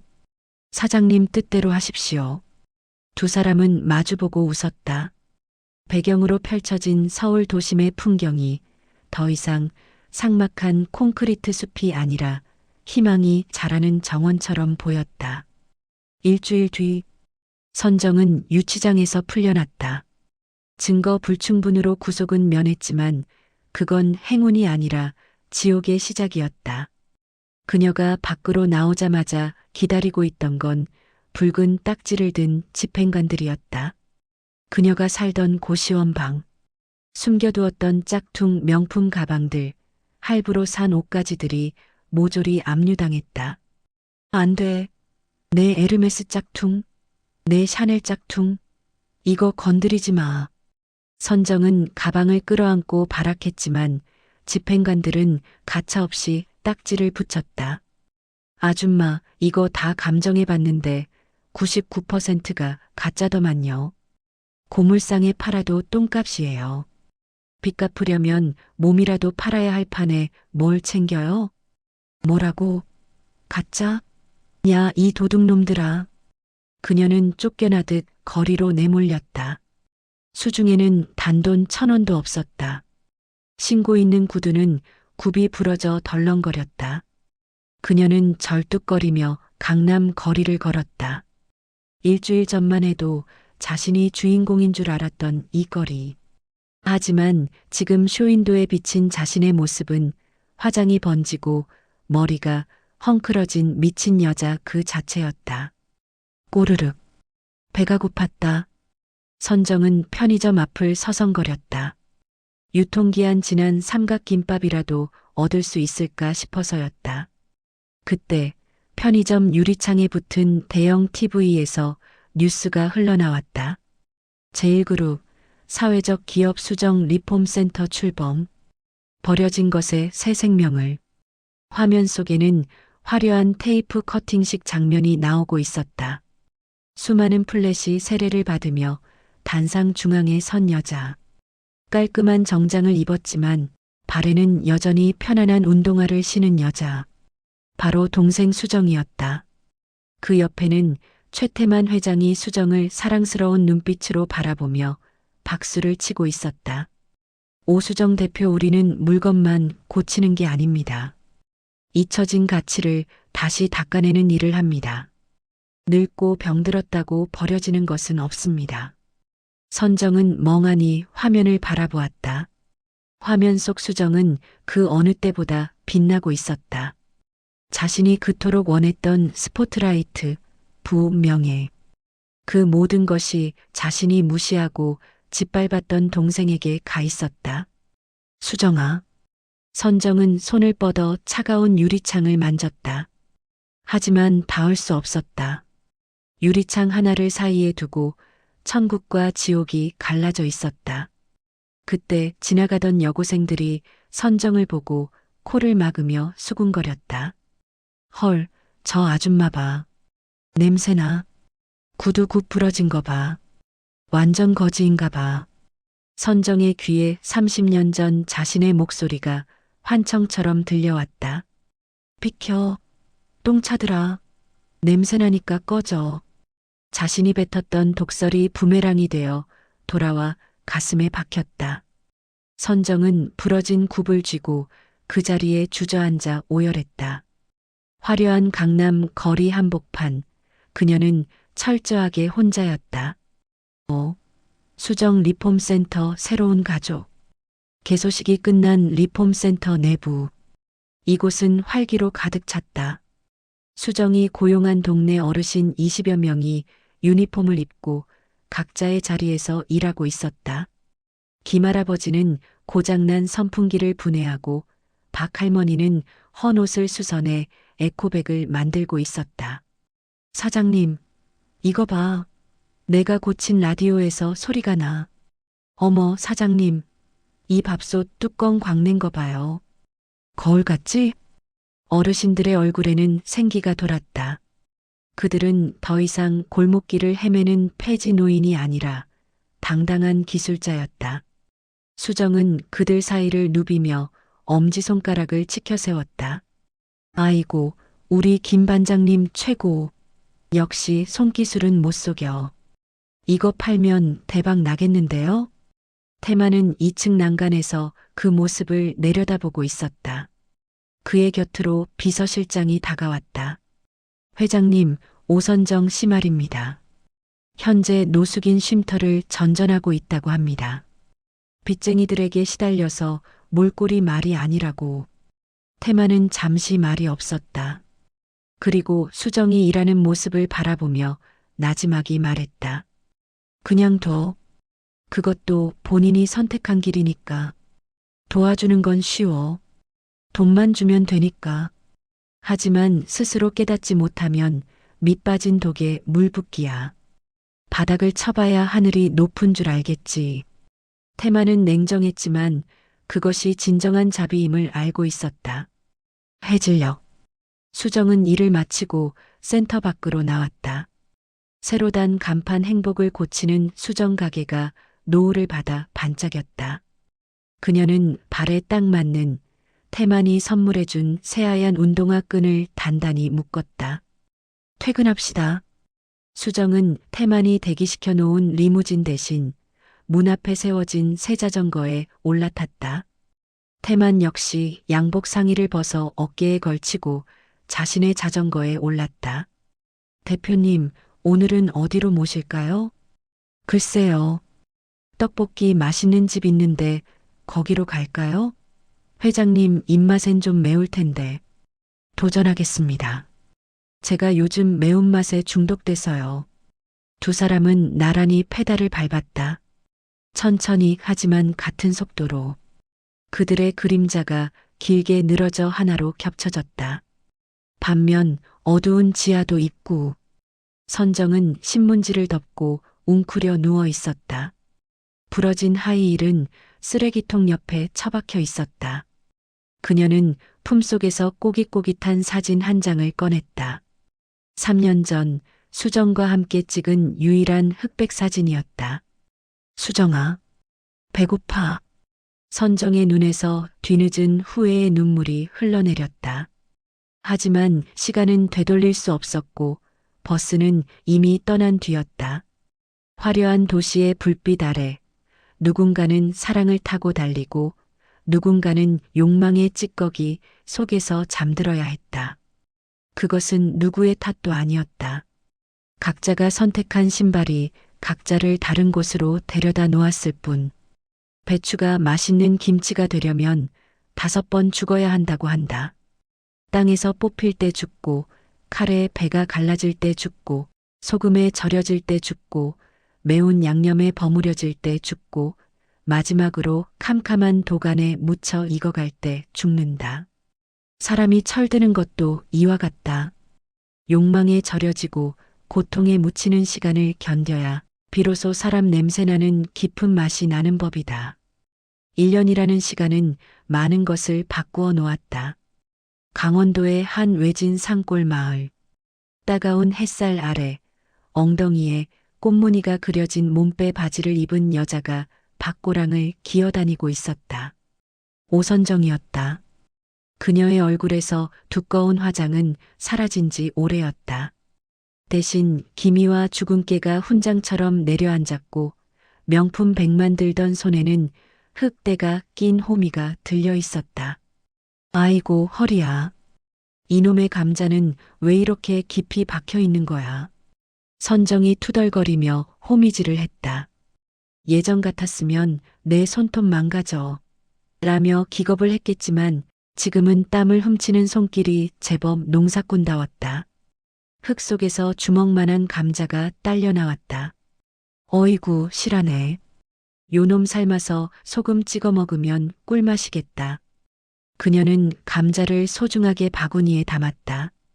그때 흙 속에서 지렁이 한 마리가 꿈틀거리며 나왔다. 1년 전 호텔 식당에서 쥐가 나왔다고 비명을 지르며 남편이라고 착각했던 사기꾼을 밀쳤던 그녀였다. 하지만 지금의 선정은 지렁이를 집어 덤덤하게 밭 구석으로 던져주었다. 가라. 너도 먹고 살려고 꿈틀대는 건데 내가 널 해코지해서 뭐 하겠냐? 땅 좀 잘 파봐라. 그녀는 알게 되었다. 화려한 껍데기보다 땅 속에서 묵묵히 제 할 일을 하는 저 미물들이 훨씬 가치 있다는 것을. 그녀의 빚은 개인회생 절차를 통해 조금씩 갚아나가고 있었고 화려했던 인맥들은 모래성처럼 사라졌지만 오히려 마음은 30년 만에 처음으로 발 뻗고 잘 만큼 편안해졌다. 계세요. 택배 왔습니다. 마당 입구에서 낯익은 그러나 그리웠던 목소리가 들려왔다. 선정은 호미를 든 채 벌떡 일어났다. 심장이 쿵쿵 뛰었다. 대문 앞에는 흙먼지를 뒤집어 쓴 낡은 용달 트럭 한 대가 서 있었다. 운전석에서 내린 사람은 작업복 차림의 최태만이었고 조수석에서 양은 냄비를 들고 내리는 사람은 오수정이었다. 수정아. 선정은 자신도 모르게 뒷걸음질 쳤다. 초라한 자신의 꼴을 보이고 싶지 않아서가 아니었다. 동생의 얼굴을 똑바로 쳐다볼 면목이 없어서였다. 그녀가 헛간 뒤로 숨으려 하자 수정이 큰 목소리로 소리쳤다. 언니, 어디가? 밥 먹어야지. 그 한마디. 밥 먹자. 그 말에 선정의 발이 본드에 붙은 듯 멈춰섰다. 3년 전 자신이 빵을 훔쳐먹고 도망갔을 때도 수정은 원망 대신 밥을 걱정했었다. 수정은 성큼성큼 다가와 평상 위에 냄비를 내려놓았다. 뚜껑을 열자 모락모락 김과 함께 시큼하고 구수한 냄새가 퍼졌다. 그녀가 태만에게 처음 끓여줬던 그리고 자매가 가난했던 시절 가장 많이 먹었던 돼지고기 김치찌개였다. 뭐해? 앉아. 감자는 다 캤어? 수정이 아무 일도 없었다는 듯 선정의 손에 숟가락을 쥐어주었다. 태만도 자연스럽게 평상 한 구석에 자리를 잡고 앉았다. 처형, 저도 배고파 죽겠습니다. 서울에서 여기까지 오느라 휴게소도 안 들렀거든요. 처형? 선정의 눈이 휘둥그레졌다. 태만은 씩 웃으며 쌈 채소를 집어들었다. 네. 수정 씨랑 저 다음 달에 식 올립니다. 화려한 예식장 말고 그냥 리폼센터 마당에서 국수나 삶으려고요. 처형이 와서 국수 좀 말아주셔야죠. 세 사람은 평상에 둘러앉았다. 선정은 숟가락을 들었지만 입으로 가져가지 못했다. 손이 덜덜 떨렸다. 먹어, 언니. 이거 언니가 좋아하는 두부 많이 넣었어. 수정이 큼지막한 두부를 떠서 선정의 밥그릇 위에 올려주었다. 그 하얀 두부를 보는 순간 선정의 눈에서 참았던 눈물이 툭 하고 떨어졌다. 눈물은 밥그릇 속으로 스며들었다. 흐흑. 수정아. 왜 울어? 밥맛 떨어지게. 얼른 먹어. 식으면 맛없어. 미안해. 내가 미안해. 내가 짐승만도 못했어. 내가 모은 돈, 내가 다 날리고, 곰 인형도 내가 찍고. 선정은 밥그릇을 부여잡고 오열했다. 지난 1년 밭을 갈며 수없이 되뇌었던 사과의 말들이 봇물 터지듯 쏟아져 나왔다. 그녀의 울음소리가 산골짜기에 메아리 쳤다. 수정은 말없이 선정의 등을 두드려 주었다. 예전 같았으면 이 화상아 하며 등짝을 때렸겠지만 지금은 그저 쓸어내릴 뿐이었다. 됐어. 언니가 건강하게 살아있으면 된 거야. 그리고 그 돈. 안 날렸어. 뭐? 태만이 국물을 들이키며 툭 던졌다. 그 사기꾼 박기성 감방 가기 전에 제가 탈탈 털었습니다. 숨겨둔 비자금까지 다 찾아서 원금 회수했고요. 그 돈으로 지금 수정 씨가 리폼센터 운영해서 어르신들 월급 주고 있습니다. 그러니까 처형이 죄책감 가질 필요 없습니다. 오히려 처형 덕분에 수정 씨가 사장님 소리 듣고 사는 걸요. 물론 100% 회수한 건 아니었지만 태만이 사비로 채워 넣은 것이었다. 하지만 태만은 그것을 굳이 말하지 않았다. 그것이 가족이니까. 선정은 눈물 젖은 밥을 입안 가득 밀어 넣었다. 짭짤한 눈물 맛과 구수한 김치 맛이 섞였다. 그것은 세상에서 가장 쓰고 동시에 가장 달콤한 용서의 맛이었다. 식사가 끝나고 태만은 트럭 짐칸에서 무언가를 내렸다. 반짝이는 새 자전거가 아니라 프레임을 다시 도색하고 체인을 손본 아주 튼튼한 중고 자전거였다. 이거 받아주세요, 처형. 자전거? 네. 여기서 읍내 나가려면 한참 걸리잖아요. 버스 기다리지 말고 이거 타고 다니세요. 앞에 바구니도 큰 걸로 달았습니다. 감자 많이 실으라고. 선정은 자전거 핸들을 어루만졌다. 과거의 그녀라면 내 다리가 얼마짜린데 이런 고무를 타? 라고 했겠지만 지금은 그 투박한 안장이 벤츠 가죽 시트보다 귀하게 느껴졌다. 고마워. 정말 고마워, 제부. 그리고 이건 제 선물. 수정이 자전거 바구니에 무언가를 넣었다. 새 운동화였다. 1년 전 굽 부러진 하이힐을 신고 절뚝거리던 언니를 위해 수정이 직접 고른 쿠션이 아주 푹신한 운동화. 언니, 이제 발 아프게 살지 마. 남들 보여주려고 까치발 들고 살면 다리만 아파. 그냥 뒤꿈치 딱 붙이고 편하게 살아. 그래도 돼.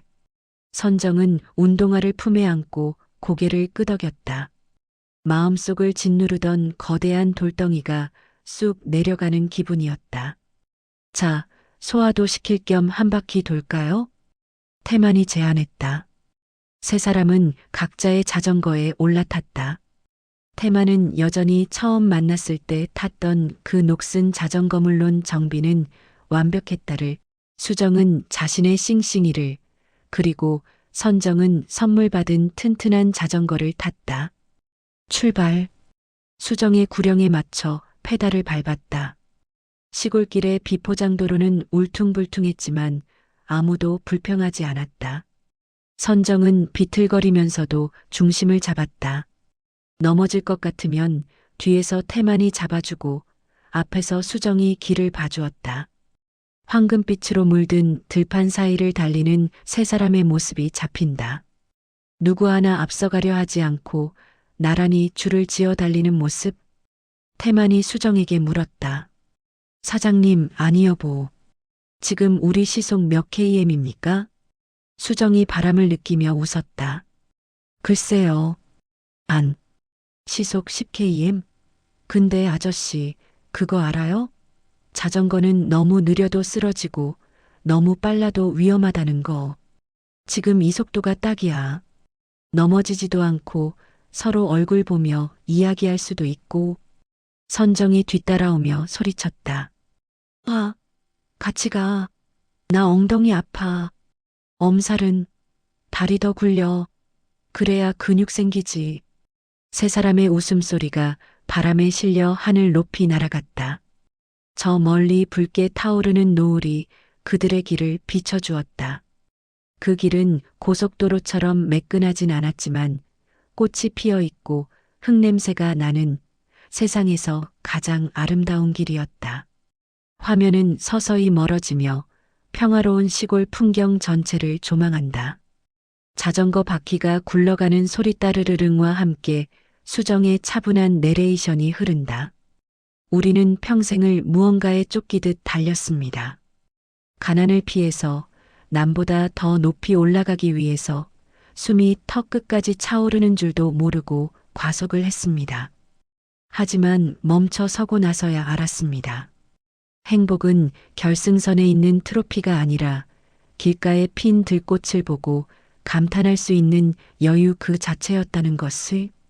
당신의 속도계는 지금 몇 km를 가리키고 있나요? 혹시 너무 빨라 옆에 있는 소중한 사람의 얼굴을 놓치고 있지는 않나요? 브레이크를 잡아도 괜찮습니다. 잠시 내려서 걸어도 늦지 않습니다. 어차피 인생은 경주가 아니라 사랑하는 사람과 함께 가는 소풍이니까요.